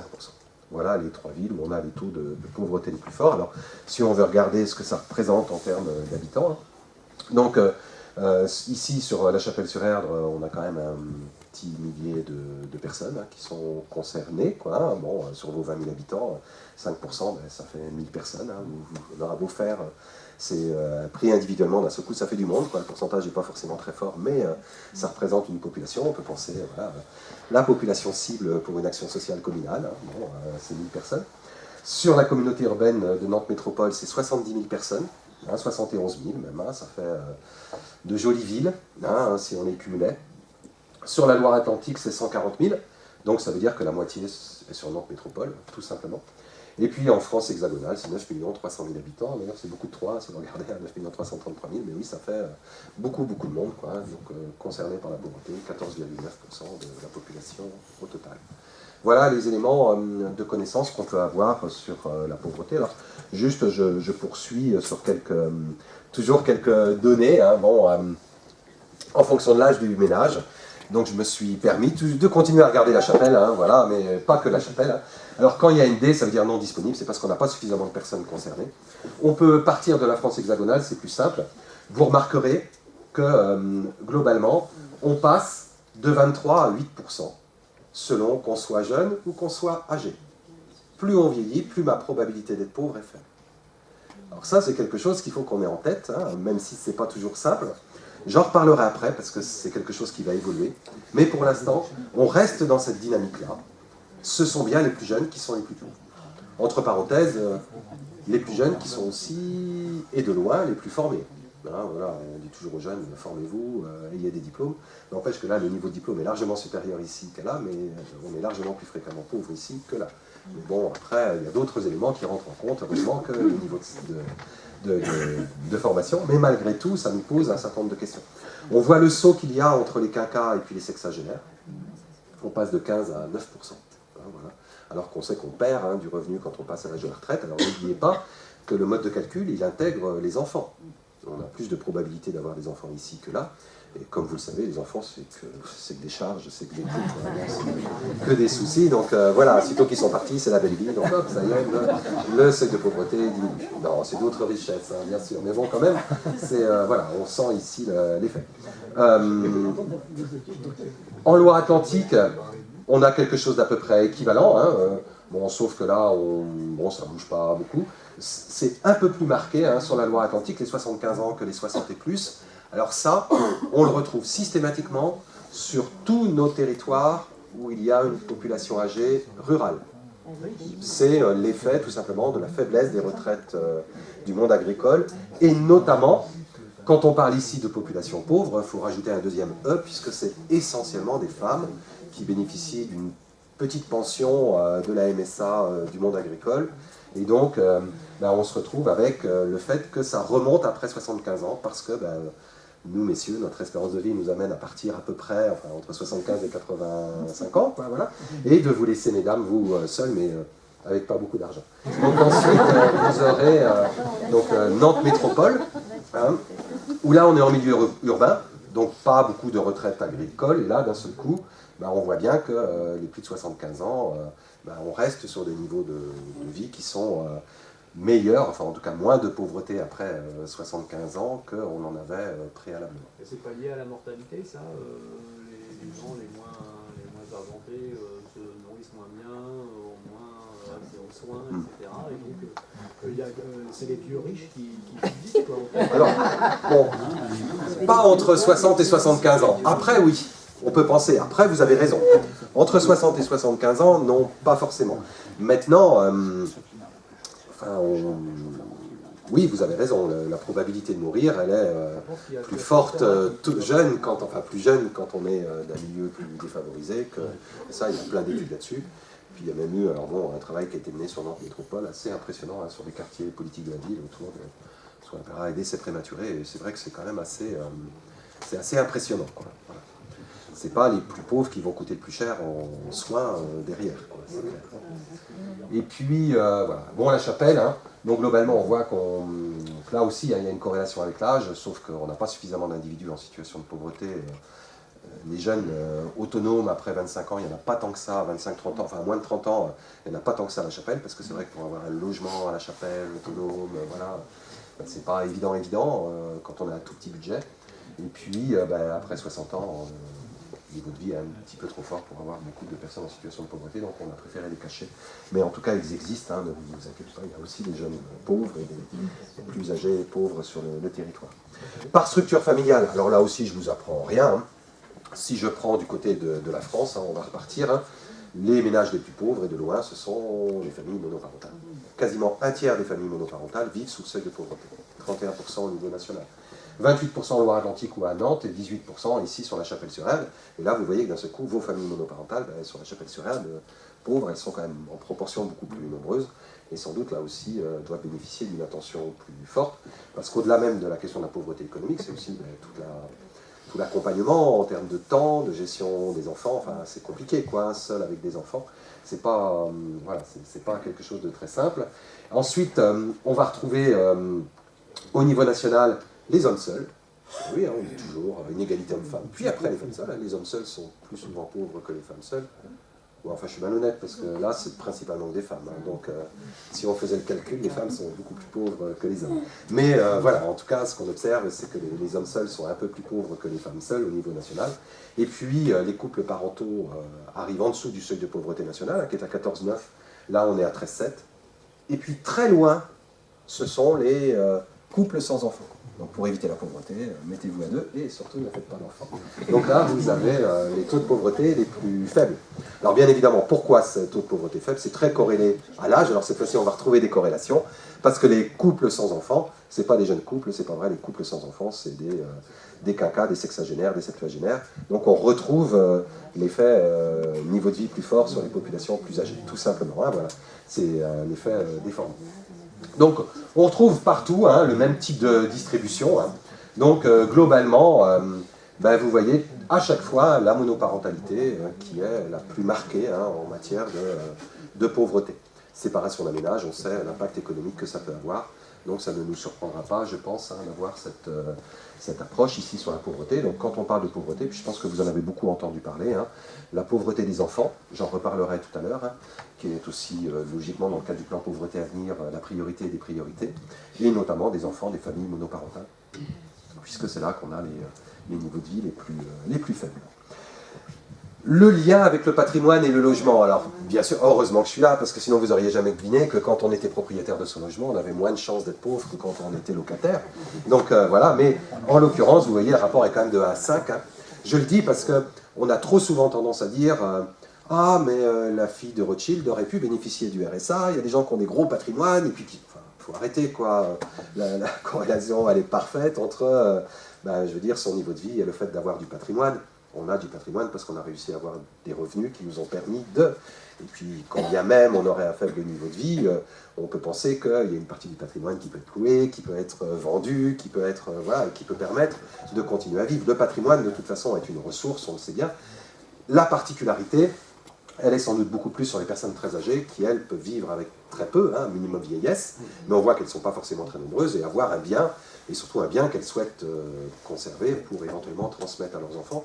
Alors on le voit un petit peu ici, si vous allez à La Réunion ou en Guadeloupe ou à la Martinique, ça vous le trouvez de manière impressionnante. Les personnes âgées ne demandent même pas à bénéficier du minimum vieillesse parce qu'il y a récupération sur succession. En fin de compte tenu du fait qu'on est là sur des îles, c'est-à-dire le terrain il n'est pas extensible, hein, point, voilà. Donc le terrain vaut extrêmement cher, hein, pour ceux qui sont allés, puis qui ont regardé les prix, c'est impressionnant dans les territoires, dans les départements d'outre-mer. On est sur des prix quasiment parisiens. Mais la personne âgée, elle vit sur quelque chose qui vaut très très cher, et en fin de compte qu'elle garde, parce qu'elle l'a hérité de ses parents, même l'a hérité de leurs grands-parents, et puis ça date de la période post-esclavage, où en fin de compte, des terres ont été redistribuées, et donc on tient à ce que ces terres restent en famille, et donc on ne demande pas le minimum vieillesse. Vous avez des tas de personnes âgées qui vivent avec 300, 400 euros, mais qui ont des biens qui peuvent valoir 1 million, 1,5 million d'euros, mais simplement on reste dessus, quoi. Voilà. Et qui d'ailleurs avait été à un moment donné bénéficiaire de la fameuse, comment on appelle ça, du maximum d'impôts qu'on pouvait avoir sous M. Sarkozy, là. Le bouclier fiscal. Voilà. Elle bénéficiait du bouclier fiscal, puisqu'avec la taxe foncière et la taxe d'habitation, ça faisait plus que leurs revenus, donc elles avaient la possibilité d'en payer beaucoup moins. Non, je ne pense pas que c'était pour à elle qu'il pensait, mais en tout cas, peut-être. Hein, c'est possible. Donc là, voilà, vous avez comme ça les ménages propriétaires, et on voit bien ici, hein, bon, c'est la même chose sur La Chapelle que partout ailleurs. Hein. Il y a une corrélation très forte entre le fait d'avoir du patrimoine et le fait comment dire, d'être en situation de pauvreté ou de ne pas l'être, bien sûr. Je poursuis rapidement sur la question de la pauvreté des enfants. Je vous avais dit que je vous en parlerai. Alors là, je vous parle des quartiers politiques de la ville, alors qu'on appelle les QPV1 dans notre jargon. Voilà. Alors vous savez sur Nantes Métropole, on a 15 quartiers politiques de la ville. Ici, les plus proches, c'est Nantes Nord, la Petite Sensive, chez les Anglais, etc. Enfin, vous voyez la Boissière. Là, on a un quartier politique de la ville, mais vous avez Port-Boyer, le Ranzel, la Halvec, la Bautière, la Coff, l'Idère-Vallière, le Breil, Bellevue, le château de Rezé, le Clotoro, puis vous avez le Sillon de Bretagne, Plaisance. Je crois que j'ai fait le tour, quelque chose près, j'ai pas dû en rater beaucoup. Port-Boyer, où j'ai pu dire, enfin voilà. Et donc, sur ces 15 quartiers, globalement, on a à peu près, allez, ça représente 8% de la population nantaise. Mais quand je prends mes enfants qui bénéficient de la CMU-C, alors c'est pareil, là je vais revenir un petit peu sur ma pauvreté administrative, mais la CMU-C, c'est le même mode de calcul que celui que je vous ai fait faire tout à l'heure sur le niveau de vie, donc celui qui permet de déterminer la pauvreté, sauf que l'accessibilité de la CMU-C, qui va changer bientôt, ce sera bientôt plus la CMU-C, mais en tout cas c'est la CMU-C, eh bien c'est 800 €. C'est pas les 1000 du seuil de pauvreté, c'est 800. Donc on est 200 € en dessous, donc on est plutôt sur des personnes en situation de grande pauvreté. Ben, vous noterez que sur Nantes Métropole, 7% de tous les Nantais bénéficient, de moins de 65 ans, bénéficient de la CMU-C. 7%. Mais que chez les enfants, c'est 13%. Presque le double. Et que dans les quartiers politiques de la ville, c'est 30% qui bénéficient de la CMU-C, c'est 30% de la population qui vit en dessous de 800 € dans les quartiers, mais c'est 48%, quasiment 50% des enfants, vivent sous le seuil de grande pauvreté. Ben voilà. Donc on n'est plus à 1000 €, on est 200 € en dessous, et dans les quartiers, on a là véritablement une population d'enfants, et notamment enfants de familles monoparentales, mais pas que, aussi enfants de couple, qui sont dans une situation de niveau de vie très faible, et ce qui veut dire aussi, sitôt qu'on parle sortie scolaire, sitôt qu'on parle achat lié à l'école ou autre, ou mobilité, la problématique, elle est beaucoup, beaucoup plus forte. Je redis, on n'est pas à 1000 €, on est là en dessous de 800 €, donc un bénéficiaire du RSA, ou alors un tout petit salaire, voilà. Et ça représente globalement 6600 enfants dans les quartiers politiques de la ville, sur 13 000, 8% de la population, mais la moitié des enfants pauvres vivent dans les quartiers. Je parle des enfants pauvres, puisque vous savez que c'est une des priorités du plan pauvreté qu'on attend, mais qui ne devrait pas tarder à commencer à être mis en marche. Et donc, en place, excusez-moi, et donc, c'est pas volontaire, donc il va commencer à être mis en œuvre. Et donc, ce plan pauvreté, eh bien, il est censé cibler les populations les plus pauvres de nos territoires, et notamment, enfin, qui vivent sur nos territoires, et notamment les enfants, avec des modes de garde spécifiques, avec voilà, une attention portée autour des enfants. Les enfants sont partout en France les plus concernés par la pauvreté. Alors bien sûr, qui dit enfant dit aussi parents, ça veut dire que c'est leurs parents aussi qui sont concernés, mais derrière, c'est beaucoup de familles monoparentales qui sont dans cette situation. Donc voilà, je voulais juste en parler parce que c'est quand même un élément important, la question des enfants, Nantes Métropole comme partout ailleurs. Alors aussi, ce que je voulais vous dire, c'était peut-être sur les clichés qu'on peut avoir par rapport à la pauvreté, c'est le fait de dire des populations qui bénéficient de tout, on fait tout pour eux, quoi. Alors là, sitôt qu'il y a un problème pour les pauvres, on est présent, on accompagne, on soutient, etc. Alors c'est faux, c'est complètement faux. Toutes les études montrent que globalement, ce sont les pauvres qui utilisent le moins les services publics. Alors qu'on pourrait penser que c'est plutôt pour eux qu'ils sont faits d'abord. Plus je suis riche, moins j'ai besoin de services publics. Par exemple, chercher une bibliothèque municipale à Neuilly, il n'y en a pas. Chercher une piscine à Neuilly, il n'y en a pas. C'est pas la peine. Il y a des piscines privées dans des clubs, voilà. Chaque personne peut s'acheter ses bouquins. On n'a pas besoin de services publics. Par contre, là, on va en avoir besoin pour les territoires les plus fragiles, et pour autant, c'est pas là qu'on va utiliser le plus les services publics, qu'ils soient éducatifs. Alors, c'est pareil, on va revenir sur l'éducation pour les ménages les plus défavorisés. La question de la santé, les biens culturels, les modes de garde, sportifs. Oui, si je reste à la maison toute la journée, si je vis avec un très faible niveau de vie, mon enfant, il ne va pas aller à la crèche, il ne va pas aller, sauf si, bien sûr, c'est une décision de travailleurs sociaux qui disent il faut que votre enfant il aille à la crèche, je vous l'impose, mais sinon, souvent, on le garde. Voilà. On a même fait une petite étude sur Rezé.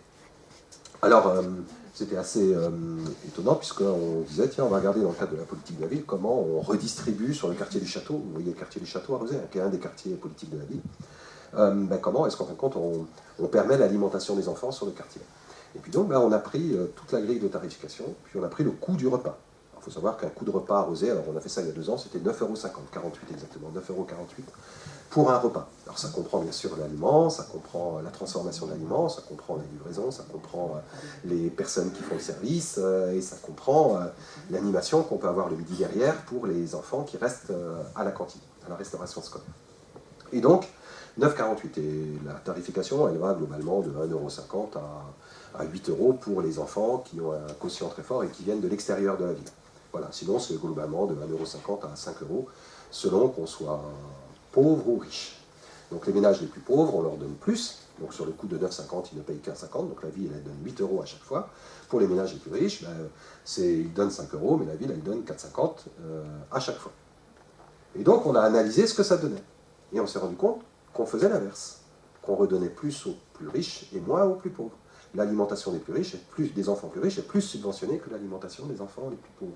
Pour la simple et bonne raison que les enfants les plus pauvres, ils ne vont quasiment pas à la restauration scolaire. Donc ils coûtent 0 à chaque fois. Par contre, quand nous on est 2 à travailler, qu'on a un bon niveau de vie, notre enfant le midi, il n'a pas le choix. Il faut qu'il aille à la restauration scolaire. Certes, je paye 5 €, mais à chaque fois que mon enfant y va, la ville elle paye 4,50 €. Donc si mon enfant il y va 4 fois, 4 fois 4,50 €, ça fait 4 fois 4, ça fait 18 €. Mais si mon enfant, moi, pauvre, n'y va qu'une fois dans la semaine, la ville, elle ne va payer qu'une fois 8 €. Donc quand vous faites la somme de tout ça, vous découvrez qu'à la fin de l'année, globalement, c'est les ménages les plus riches qui ont bénéficié de plus de l'aide alimentaire pour leurs enfants que les ménages les plus pauvres. Vous m'avez suivi dans la démarche? Mais je pense qu'on pourrait le faire sur plein de choses. Et ce qui était il ne s'agit pas de remettre en cause, à dire, bien évidemment, la restauration, elle n'est pas là pour redistribuer de l'argent, ce n'est pas l'objectif. La restauration, elle est là pour rendre un service à des personnes qui en ont besoin. La seule chose, c'est que c'est changer notre manière de voir, avoir cette impression qu'on fait toujours plus pour les plus pauvres, parce que les élus ont été assez surpris et intéressés, parce qu'ils sont souvent confrontés à des ménages aisés qui disent on en a marre de payer pour les pauvres. Oui, mais c'est tout l'inverse. C'est indirectement la part du revenu de la ville pour les pauvres qui sert à financer l'alimentation des plus riches. Vous prendriez je ne sais pas moi, par exemple, les services culturels, une école de musique ou autre, il n'y a pas photo, c'est pas les ménages les plus pauvres qui vont derrière, et pour autant, la ville, elle participe énormément, ou un conservatoire national de région ou autre, vous voyez bien, la ville, elle va participer beaucoup, et pour autant, ce n'est pas les ménages les plus pauvres qui vont en bénéficier. Voilà. Alors, bon, c'est intéressant. Après, il y en a d'autres où ça marche bien, par exemple sur le château, parce que là, pas pour Rozay, ce serait pareil partout, mais sur les châteaux, par exemple, ils ont mis la médiathèque, et c'est bien les enfants du quartier qui y vont le plus. Donc là, il y a bel et bien un effet aussi intéressant de politique publique, ça ne va pas que dans ce sens-là. Mais malgré tout, souvent, on va retrouver cet effet un peu décalé. On n'y pense pas beaucoup, mais globalement, quand on fait le compte, les enfants, enfin les ménages les plus pauvres ne sont pas ceux qui coûtent cher en politique publique. Et les sociétés aussi extérieures qui préparent les repas coûtent cher maintenant. Alors après, il y a aussi cet effet-là, bien sûr. Voilà. Il n'y a plus de cuisine municipale. Alors, ça dépend des communes, ça dépend des territoires. Alors les territoires concernés par la pauvreté, alors cet effet, on se retrouve de plus en plus entre soi. Donc là, je vais vous parler de la politique de la ville, qui a pour objectif de lutter contre l'accroissement des écarts entre territoires. Donc les 15 quartiers, je vous en ai parlé tout à l'heure. On a 71 000 personnes qui sont concernées par la pauvreté à Nantes Métropole. Il y en a un tiers qui vit dans les quartiers politiques de la ville, alors qu'ils ne représentent que 8% de l'ensemble de la population. Voilà, donc on a quand même cet effet de concentration d'une population pauvre sur de mêmes espaces, sur une ville comme Nantes, mais n'importe où ailleurs. Je vous parlais de Marseille. Marseille, c'est vraiment impressionnant. Entre le nord et le sud de Marseille, c'est vraiment, enfin même pas le nord, entre le centre et puis le nord de Marseille et le sud de Marseille, les écarts sont vraiment impressionnants. À l'intérieur des quartiers, les taux de pauvreté varient entre 36 et 56%. Donc on a des quartiers où quasiment 6 habitants sur 10 sont sous le seuil de pauvreté. Et puis, je vais juste, voilà, quelques éléments. Sur la pauvreté et l'emploi, vous parlez des travailleurs pauvres, tout simplement. Alors qu'est-ce que ça veut dire être travailleur pauvre, hein, qui est un des concepts liés à la pauvreté, bien évidemment. C'est le fait d'être dans un ménage qui vit sous le seuil de pauvreté. Je dis n'importe quoi. Si moi je gagne 300 € par mois, vous allez dire, hein, monsieur, il est pauvre. Mais si je vous dis que mon épouse en gagne 4000, vous allez me regarder différemment. C'est ça le principe, c'est qu'on va regarder le niveau de vie du ménage, puis on va regarder le nombre de personnes à l'intérieur du ménage qui vivent et si on est sous le seuil de pauvreté, on va considérer que voilà, on est en situation de pauvreté. À Chapelle-sur-Erdre, par exemple, en 2009, on avait 250 travailleurs pauvres, on en a 410 aujourd'hui quand même. Hein. Vous voyez, l'impact de la crise est quand même assez marquant. Hein. Sur Nantes, on est passé de 10 800 à 14 400, hein. C'est énorme comme progression. Hein. Et sur les quartiers politiques de la ville, on est passé de 3 600 à 4 425.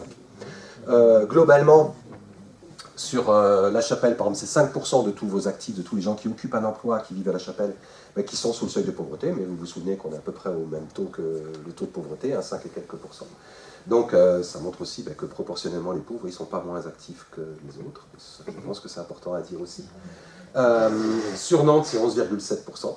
Et puis sur Nantes Métropole, sur les quartiers politiques de la ville de Nantes Métropole, c'est 20% des actifs qui sont actifs, occupés, qui occupent un emploi, mais qui sont sous le seuil de pauvreté. Alors attention, quand je dis occupent un emploi, c'est qu'ils travaillent dans l'année. Après, on peut très bien avoir des ruptures d'emploi dans l'année, hein, c'est le cas de beaucoup de personnes, des missions d'intérim, du CDD, voilà. Globalement, on est actif, mais on reste sous le seuil de pauvreté. Oui. Juste une question, entre 2009 et 2016, si on prend les chiffres de la Chapelle, est-ce qu'on peut considérer que la politique de logements sociaux peut avoir une influence? Alors certainement, si vous avez augmenté vos logements sociaux, le principe du logement social, c'est quand même de s'adresser à une politique, à un public défavorisé. Si vous me dites que vous n'avez accueilli aucune personne en situation de pauvreté dans vos logements sociaux, pourquoi pas, mais bon, voilà, c'est dommage. Proportionnellement dans les territoires politiques, ça n'a pas du tout la même augmentation. Alors, oui, ça n'a pas la même augmentation en pourcentage, mais attention, hein, en points, vous êtes passé de 3,2 à 5,1, vous avez gagné 1,9, mais dans les quartiers, on est passé de 14,7 à 19,1, on a gagné 4,4 points. On a gagné beaucoup plus en points. C'est-à-dire que le problème, c'est quand vous avez déjà un niveau fort, une augmentation de 10%, ça vous fera une proportion d'augmentation moins forte sur le point de départ que si vous êtes sur un niveau faible. Je ne sais pas si je suis clair. Ça dépend de la masse de départ, tout simplement. Donc, c'est pour ça que moi, plus que ce pourcentage ici, qui est toujours un petit peu trompeur, il faut regarder les différences de points que vous avez ici, tout simplement. Et donc, on voit bien qu'on a gagné 1,9 points là, mais que dans nos quartiers politiques de la ville, on a gagné 4,4 points. Et ça, c'est la même chose pour un salaire. Vous avez quelqu'un qui gagne 1 000 € puis quelqu'un qui gagne 10 000. Si vous donnez 2% à celui qui gagne 10 000 et puis 3 à celui qui gagne 1 000, vous allez dire on a donné plus on a donné plus aux plus pauvres et moins aux plus riches. C'est pas vrai, parce que 2% de 10 000, ça fait 200 €. 3% de 1000, ça fait 30 €. On a donné 200 € de plus à l'un et 30 à l'autre. C'est toujours un peu cet aspect du point de départ, du volume de départ. Mais bon, vous avez raison malgré tout. Et sur certains nombres de chiffres dans les quartiers politiques de la ville, il y a des choses où il faut être attentif aux deux pourcentages, bien sûr, comme toujours dans les chiffres. Mais bon, en tout cas, voilà, on a cet effet pauvreté. Alors, c'est aussi, ça montre que la crise, elle a fait perdre de l'emploi, mais aussi beaucoup précarisé de personnes derrière. Et notamment des jeunes qui sont très fortement concernés par ces questions de pauvreté. Puis je vais m'arrêter sur quelques considérations. La première, c'est cette tendance à la spécialisation des territoires, à l'absence de mixité sociale qu'on a. Les territoires les plus pauvres sont des territoires souvent moins mixtes, mais ça paraît aller de soi. D'où l'intérêt aussi dans des territoires plus aisés d'avoir des populations diverses. Je pense que c'est l'intérêt, à mon avis, d'un logement social dans des territoires plus favorisés. Ça aussi, bien évidemment, on nous dit toujours, parce que cette mixité, elle est quand même assez décriée actuellement. Mixité sociale, moi j'entends sans arrêt dire il y en a marre d'entendre parler de mixité sociale, puis les gens ils vivent avec qui ils ont envie, et puis c'est évident ça, on ne peut pas aller contre ça. Il n'en demeure pas moins que l'absence de mixité sociale dans les quartiers, c'est une répercussion sur l'absence de mixité sociale dans les écoles, les collèges. Ça a aussi des effets sur le parcours scolaire des jeunes, mais aussi sur la question de l'emploi. Un niveau de formation équivalent, quand vous êtes dans un territoire très très pauvre, vous avez moins de chances de trouver du boulot que dans un territoire où on n'est pas pauvre. Pour la simple et bonne raison que, vous le savez comme moi, Pôle emploi aujourd'hui, c'est quoi? C'est 35% 65% de part de marché. 65%, c'est notre réseau, tout simplement. Hein, c'est une entreprise qui crée, mais elle n'a pas besoin de passer par Pôle emploi. C'est les gens qui y travaillent, les amis, les voisins, des CV qui ont été envoyés au bon moment, et hop, on recrute, et puis ça y est, l'emploi il est pourvu. Ça ne passe pas par Pôle emploi. Pôle emploi, c'est que 35%. Mais quand vous êtes dans un territoire où vous n'avez aucun réseau, ben 65% de l'offre d'emploi, vous ne l'avez pas. Je ne sais pas si je suis clair. Par contre, si votre voisin, lui, il a l'information, ben, il va vous la donner et vous avez des chances de pouvoir trouver le bon boulot au bon moment. Et donc, cette absence de réseau explique aussi en quoi l'absence de mixité dans un certain nombre de quartiers pose problème, mais je pense notamment à tous nos jeunes diplômés. On en a beaucoup dans les quartiers, mais qui, malheureusement, n'arrivent pas à trouver le boulot derrière, quoi. Alors, juste un petit graphique, je l'adore, mais c'est pour vous, au début, c'est pas facile, mais après, vous allez voir, c'est très simple. Chacun des points qui est ici, c'est un quartier français. Il y en a 14 000, là, 14 400 exactement. Vous avez 14 400 points. Alors ici, hein, vous avez un effet voie lactée. C'est-à-dire que les points sont tellement les uns sur les autres que bon, voilà. Globalement, 25% des points sont là, 25% des points sont là, 25% des points sont là, et 25% des points sont au-dessus. Donc, chacun des points, c'est un quartier français. Donc, il y a des quartiers de la Chapelle ici.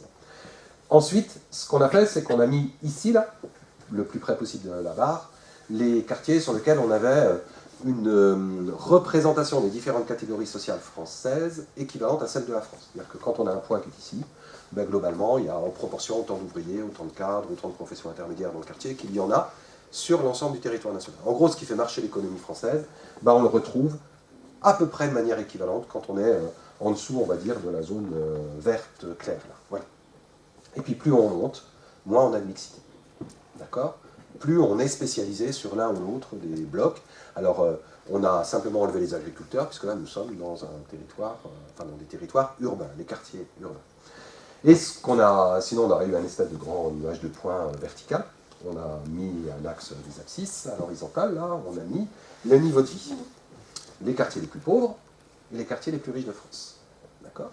Donc, les quartiers les plus pauvres, en effet, on va retrouver une absence de mixité.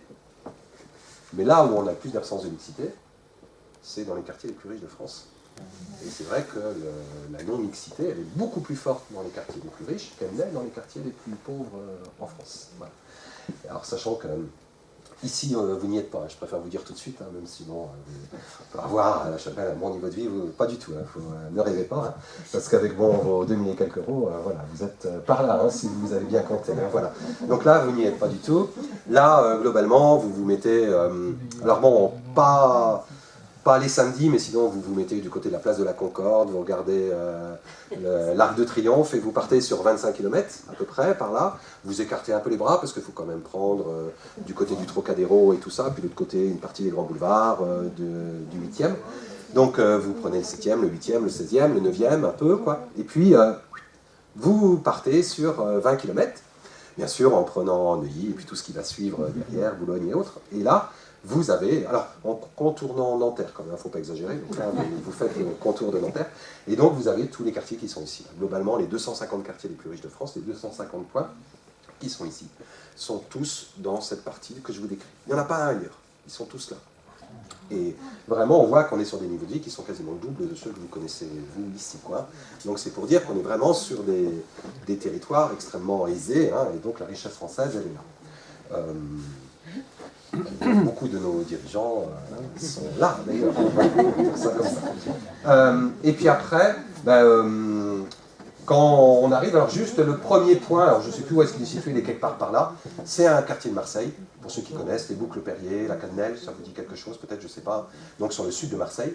Là, vous avez un quartier de Marseille, et puis le quartier le plus pauvre de France, qui est là, c'est un quartier de Marseille, c'est celui du nord de Marseille, le parc Calistée. Donc c'est vrai qu'on a les deux extrêmes, en gros, de Marseille au niveau provincial. Hein, c'est Marseille qui borne la diversité des niveaux de vie de la province. Et donc là, vous avez ici mes quartiers les plus fragiles de France, qui sont quasiment tous en politique de la ville, hein, donc voilà, ici, qui ont une absence de mixité, ça, il n'y a rien à dire, il manque de la mixité. Mais à la rigueur, il en manquerait presque plus là, voilà, sauf que là, on ne demande rien. Quoi. Surtout, ne nous donnez pas de mixité, on n'en veut pas, on ne veut pas de pauvres chez nous. Là, vous avez ici, puis d'ailleurs, ils y seraient pas bien, bon, c'est toujours ce qu'on dit dans ces cas-là, voilà, ils y seraient pas bien. Donc là, C'est l'impact aussi que peut avoir un quartier où on est entre personnes en situation de pauvreté. Puis d'ailleurs aussi l'impact de notre catégorie sociale sur le devenir de nos enfants. Mais ça, vous le saviez, je pense que je ne vous apprendrai rien. Bon, c'est du tout classique. C'est la part des lycéens qui sont en lycée pro, tout bêtement. Alors, je le dis tout de suite, ne m'accusez de rien, lycée pro, lycée d'enseignement général ou technologique. Moi, on va dire, il y a des excellentes filières partout, et puis j'ai pas de jugement par rapport à ça. D'accord? C'est pas du tout un jugement que je vais avoir, c'est simplement regarder les différences, c'est ça qui m'intéresse. Voilà, rien d'autre. Eh bien, quand je prends ici sur Nantes Métropole, alors vous le savez sans doute, je ne sais pas s'il y a des parents de collégiens ou lycéens ici, mais s'il y en a, là vous savez sans doute que vous êtes classé dans l'une de ces 4 catégories ici. En fonction de votre emploi, ou de votre non-emploi, on vous a classé là-dedans. Soit très favorisé, soit moyen, soit défavorisé. 4 catégories, tous les parents d'élèves de l'enseignement public et privé sous contrat sont classés dans l'une de ces 4 catégories. À quoi servent ces 4 catégories? Si vous avez eu des enfants en lycée, vous savez, il y a un petit truc qui s'appelle résultat attendu. Et puis, sur un bac, par exemple, on va avoir un lycée, résultat attendu, puis résultat obtenu. Le résultat attendu, il est calculé à partir des catégories sociales des parents. Tout simplement. Voilà. C'est la direction d'évaluation de la prospective de l'éducation nationale qui, en fin de compte, calcule ça. Hein, je pense que vous qui êtes enseignant, c'est des choses que vous avez dû entendre, j'imagine, hein, sur les différentes catégories sociales. Là, ce qu'on observe, c'est tout simplement à l'adresse. Hein, attention, on est bien à l'adresse. Hein, c'est pas au lieu d'étude. À l'adresse de l'enfant, donc des parents. Eh bien, quand on habite Nantes Métropole, 7,2% des enfants dont les parents sont dans la catégorie très favorisée sont en lycée professionnel. Donc ça veut dire que 92,8% sont en lycée d'enseignement général ou technologique. 17% des enfants dont les parents sont en catégorie favorisée sont dans l'enseignement professionnel. 26% des enfants des catégories moyennes sont dans l'enseignement professionnel. Et 38% des enfants des catégories défavorisées, donc une grande partie de nos populations pauvres, sont dans l'enseignement professionnel. Donc ça veut dire aussi que l'absence de mixité dans les écoles ou les collèges génère aussi un mode d'orientation, et puis aussi on va le retrouver dans l'enseignement professionnel, c'est-à-dire que là on n'aura pas non plus beaucoup de mixité à l'intérieur. Et puis quand j'habite un des quartiers politiques de la ville de Nantes Métropole, alors ici on ne l'a pas parce qu'il y a beaucoup de quartiers sur lesquels on n'a pas du tout d'enfants de milieux très favorisés ou favorisés au moyen, donc on ne peut pas le mettre. Par contre, ce qu'on observe, c'est qu'en surtout Nantes Métropole, les enfants des catégories défavorisées, 48% sont orientés en lycée d'enseignement professionnel, c'est-à-dire 10 points de plus que ceux de l'ensemble de Nantes Métropole. Pourquoi est-ce que je le souligne? Pour la simple et bonne raison que ça veut dire que quand il n'y a pas de mixité sociale sur un territoire, eh bien globalement, on a une orientation qui est moins tirée vers l'enseignement général que quand il y a plus de mixité. C'est évident que les enfants, voisins, les amis vont tirer vers le haut d'autres. S'il n'y a personne pour tirer celui où la famille ne peut pas avoir l'ambition d'accompagner l'enfant, ou ne sait même pas que ça peut exister, voilà, eh bien, globalement, on a ce phénomène de surreprésentation. Donc dis-moi qui sont tes parents, je te dirai quelle orientation tu vas avoir, dis-moi où tu habites et je te rajouterai une orientation plutôt plus favorable ou moins favorable, ou en tout cas plus professionnelle ou moins professionnelle. Bon, sur le secteur de Bellevue-Nantes-Saint-Herblain, vous remarquez, cette fois-ci, parce que sur ce quartier, on a un petit peu plus de diversité sociale que sur les autres, eh bien, ce qu'on observe, c'est qu'à chaque fois, on a beaucoup plus d'orientation professionnelle que nous, c'est ce qu'on appelle dans notre jargon un peu l'effet quartier. Quoi, hein. Quand on est entre personnes en situation de pauvreté, la probabilité de voir sa situation évoluer est beaucoup plus faible que si on est en situation de pauvreté à l'extérieur de territoires où on est qu'entre pauvres. Soit par le réseau dont je vous parlais tout à l'heure, hein, qui va faire que on va être beaucoup plus facilement orienté vers, soit par tout simplement l'absence de diversité et l'absence d'amis de nos enfants qui vont les tirer vers le haut, par exemple. Voilà. C'est juste, bon, c'est un peu basique à dire, mais c'est toujours intéressant. Pardon ? BCS, qu'est-ce que ça veut dire? C'est les catégories sociales. Positionnement, catégorie sociale, je crois. Hein, c'est ça. C'est la différence de CSP, catégorie socio-professionnelle. Là, c'est le positionnement et catégorie sociale. C'est-à-dire que c'est aussi, enfin, des catégories sociales. Hein, c'est ce qu'on est. On rattache les catégories sociales à ces 4 groupes qui sont ici. Oui ? Comme la France n'a pas le droit de faire de statistiques ethniques, j'imagine que vous n'avez aucun élément par rapport à des jeunes issus de l'immigration, par exemple, dans les données que vous nous avez fournies, là, au niveau de la scolarité, par exemple. Alors, on a quelques éléments, puisqu'on arrive... je ne vous les ai pas mis ici, parce que c'est vrai que non plus, ce n'est pas on est dans l'ouest de la France, c'est pas si marqué que cela par rapport à ce qu'on peut retrouver par exemple sur Marseille ou ailleurs, hein, où les éléments sont beaucoup plus forts, même si ça commence à devenir un petit peu. Hein. Aujourd'hui, nous on arrive à récupérer tous les bulletins individuels du recensement de la population. Donc les bulletins, quand vous avez rempli votre... Pour ceux qui ont été recensés, vous avez rempli un bulletin pour votre ménage, puis pour le logement, puis un bulletin pour chacune des personnes qui étaient dans le logement. Ben, nous, on récupère tous ces bulletins-là, et dedans, on a la notion d'immigration, on connaît l'immigration des parents, par exemple, et des enfants. Et donc, on a la possibilité, à partir de là, de pouvoir analyser par exemple, le nombre de jeunes dont les parents sont immigrés, et qui, eux, vivent encore chez papa-maman, et qui, par exemple, à 20 ans, n'ont pas le bac, et puis regarder chez les autres. Et ça, en effet, on le fait. Et il y a un effet, je ne vais pas vous dire l'inverse. Par contre, quand on Vous le analyse... faites, mais vous n'avez pas le droit de communiquer dessus. Ah si, on peut communiquer, si. Voilà. Après, la question, c'est quelle analyse on fait, parce que vous avez une énorme différence au niveau de l'immigration entre l'immigration des quartiers et l'immigration hors quartier. Je prends par exemple, je reviens sur la ville là, vous savez, qui est juste après la Défense, là, voilà, quand on s'en va un petit peu plus vers l'ouest, cette grande ville dont, que je dise pas de bêtises, ouais, c'est ça, 4 des 6, j'essaie de réfléchir, ouais, presque 5 des 6, quoi. Derniers finalistes de nos élections présidentielles ont résidé à un moment donné, hein, voilà. C'est que 60 000 habitants, mais quasiment tout le monde y est. Donc, si vous regardez cette grande ville-là, c'est plein d'immigrés, mon brave monsieur, il n'y a que des immigrés dans cette ville. Des ambassadeurs, des chefs d'entreprise américains, voilà. Mais c'est que des immigrés, mais c'est vrai, quand je regarde moi mes stats, c'est que des immigrés. Donc c'est sûr que, bien, comment dire, on est des joueurs de foot, enfin voilà quoi, mais c'est compliqué la notion d'immigration, parce qu'après nous on ne rentre pas plus finement, on ne va pas regarder les immigrés subsahariens qui n'ont pas de diplôme, enfin on peut le faire, hein, ça, on pourrait regarder, mais ce qui fait globalement, ce qu'on observe nous, c'est qu'entre les quartiers les plus fragiles, et puis les autres quartiers, l'immigration n'est pas du tout la même. Voilà, on a une immigration bien différenciée, et puis des réussites d'enfants qui sont bien différenciées. Mais s'il y a des choses qui vous intéressent, on pourrait toujours traiter des petites... regarder à la marge, hein, se permettre de reprendre la catégorie des enfants qui sont dans des ménages issus d'immigration, ou des enfants immigrés eux-mêmes, et de regarder... on le fait dans le cadre des quartiers politiques de la ville, par exemple sur la discrimination. À niveau de formation équivalent, un immigré... il est globalement, alors si un diplômé d'enseignement supérieur non immigré dans un quartier politique de la ville, il va occuper un emploi d'ouvrier ou d'employé à hauteur de 30 à 35%, dans 30 à 35% des cas.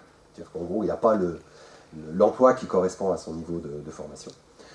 Quand on est immigré, on monte à 50 ou 60%.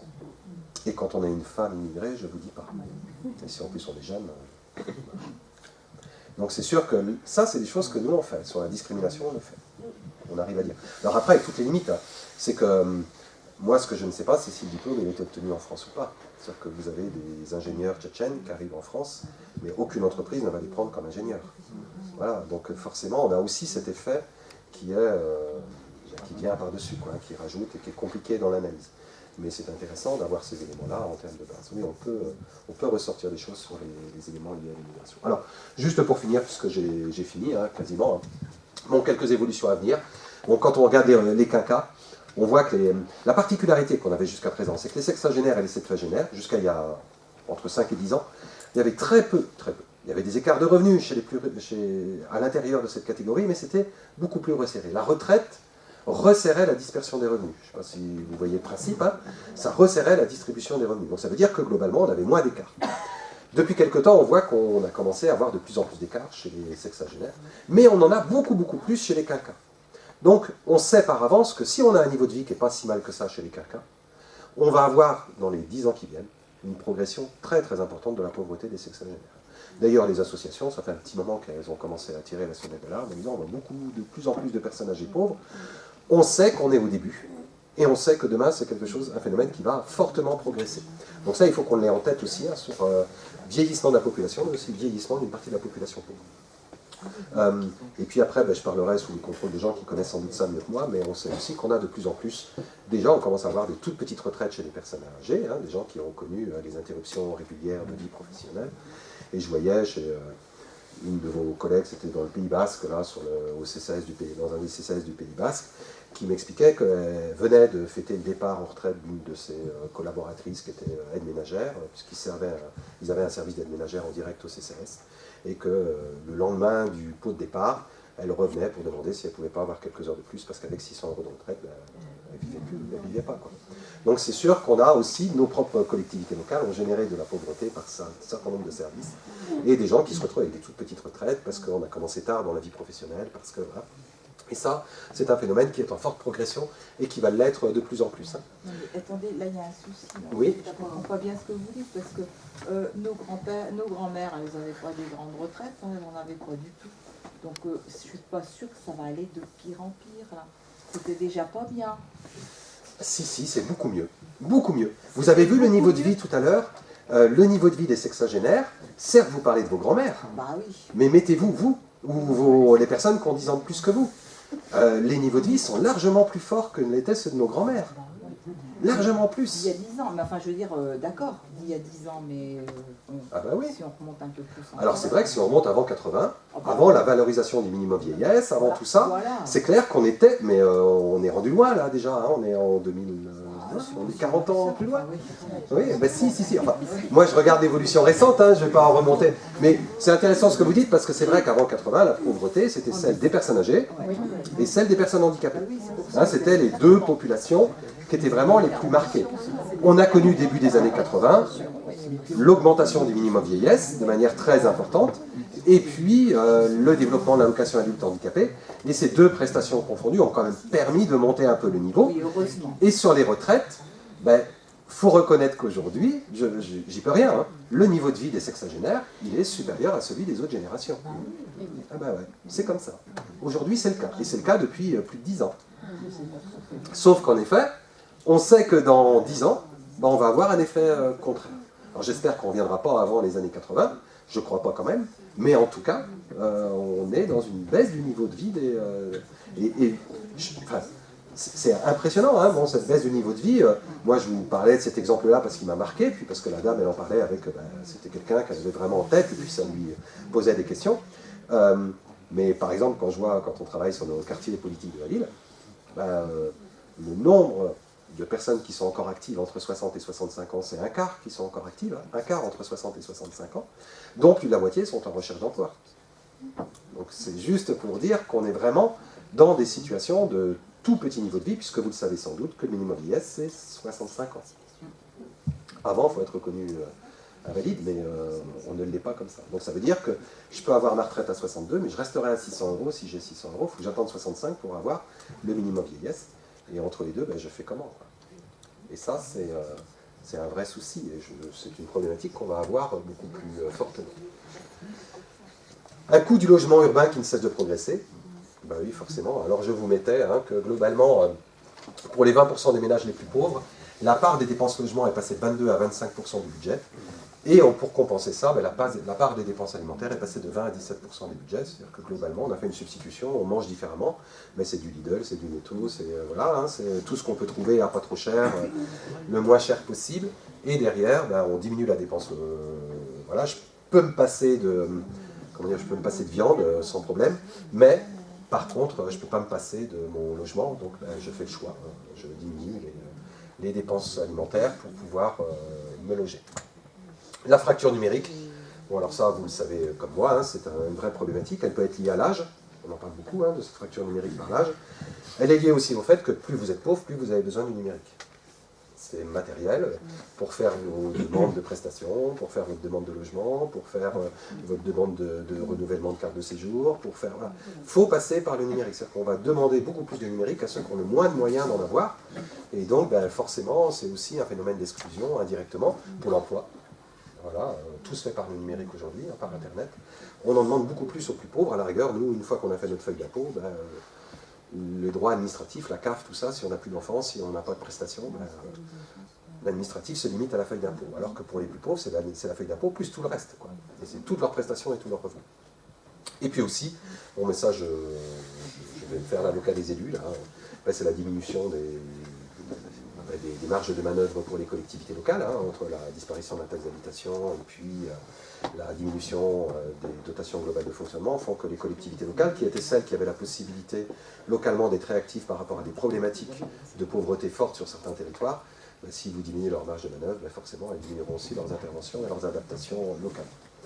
Voilà, alors maintenant juste, si vous voulez en savoir plus, hein, on vient de sortir là, un rapport sur la pauvreté, hein, vous voyez, sur la pauvreté en France avec l'Observatoire des inégalités. Hein.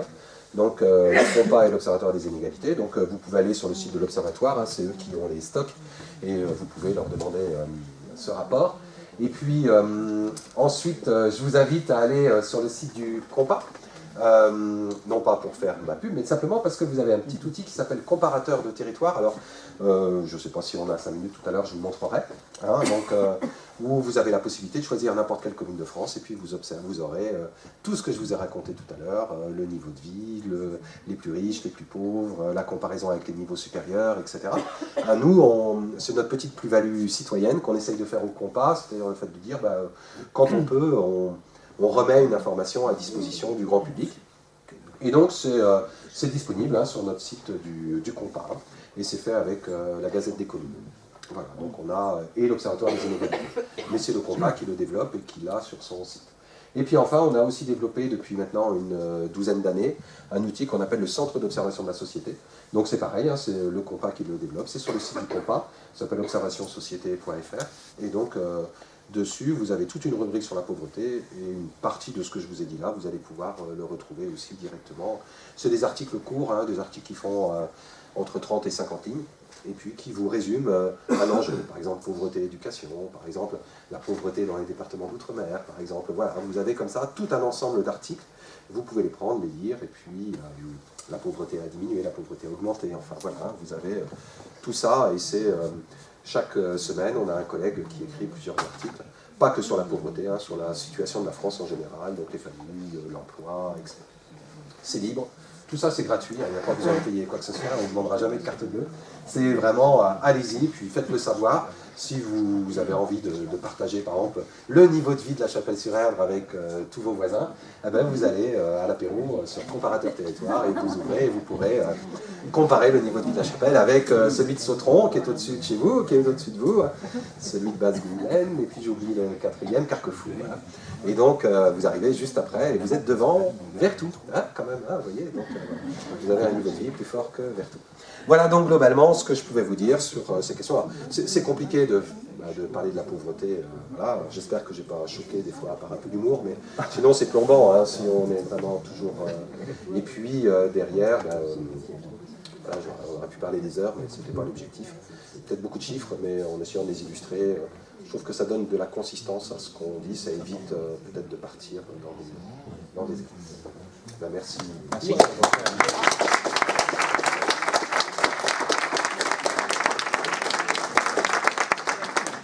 À quelle heure on doit rendre la salle? On doit fermer la salle.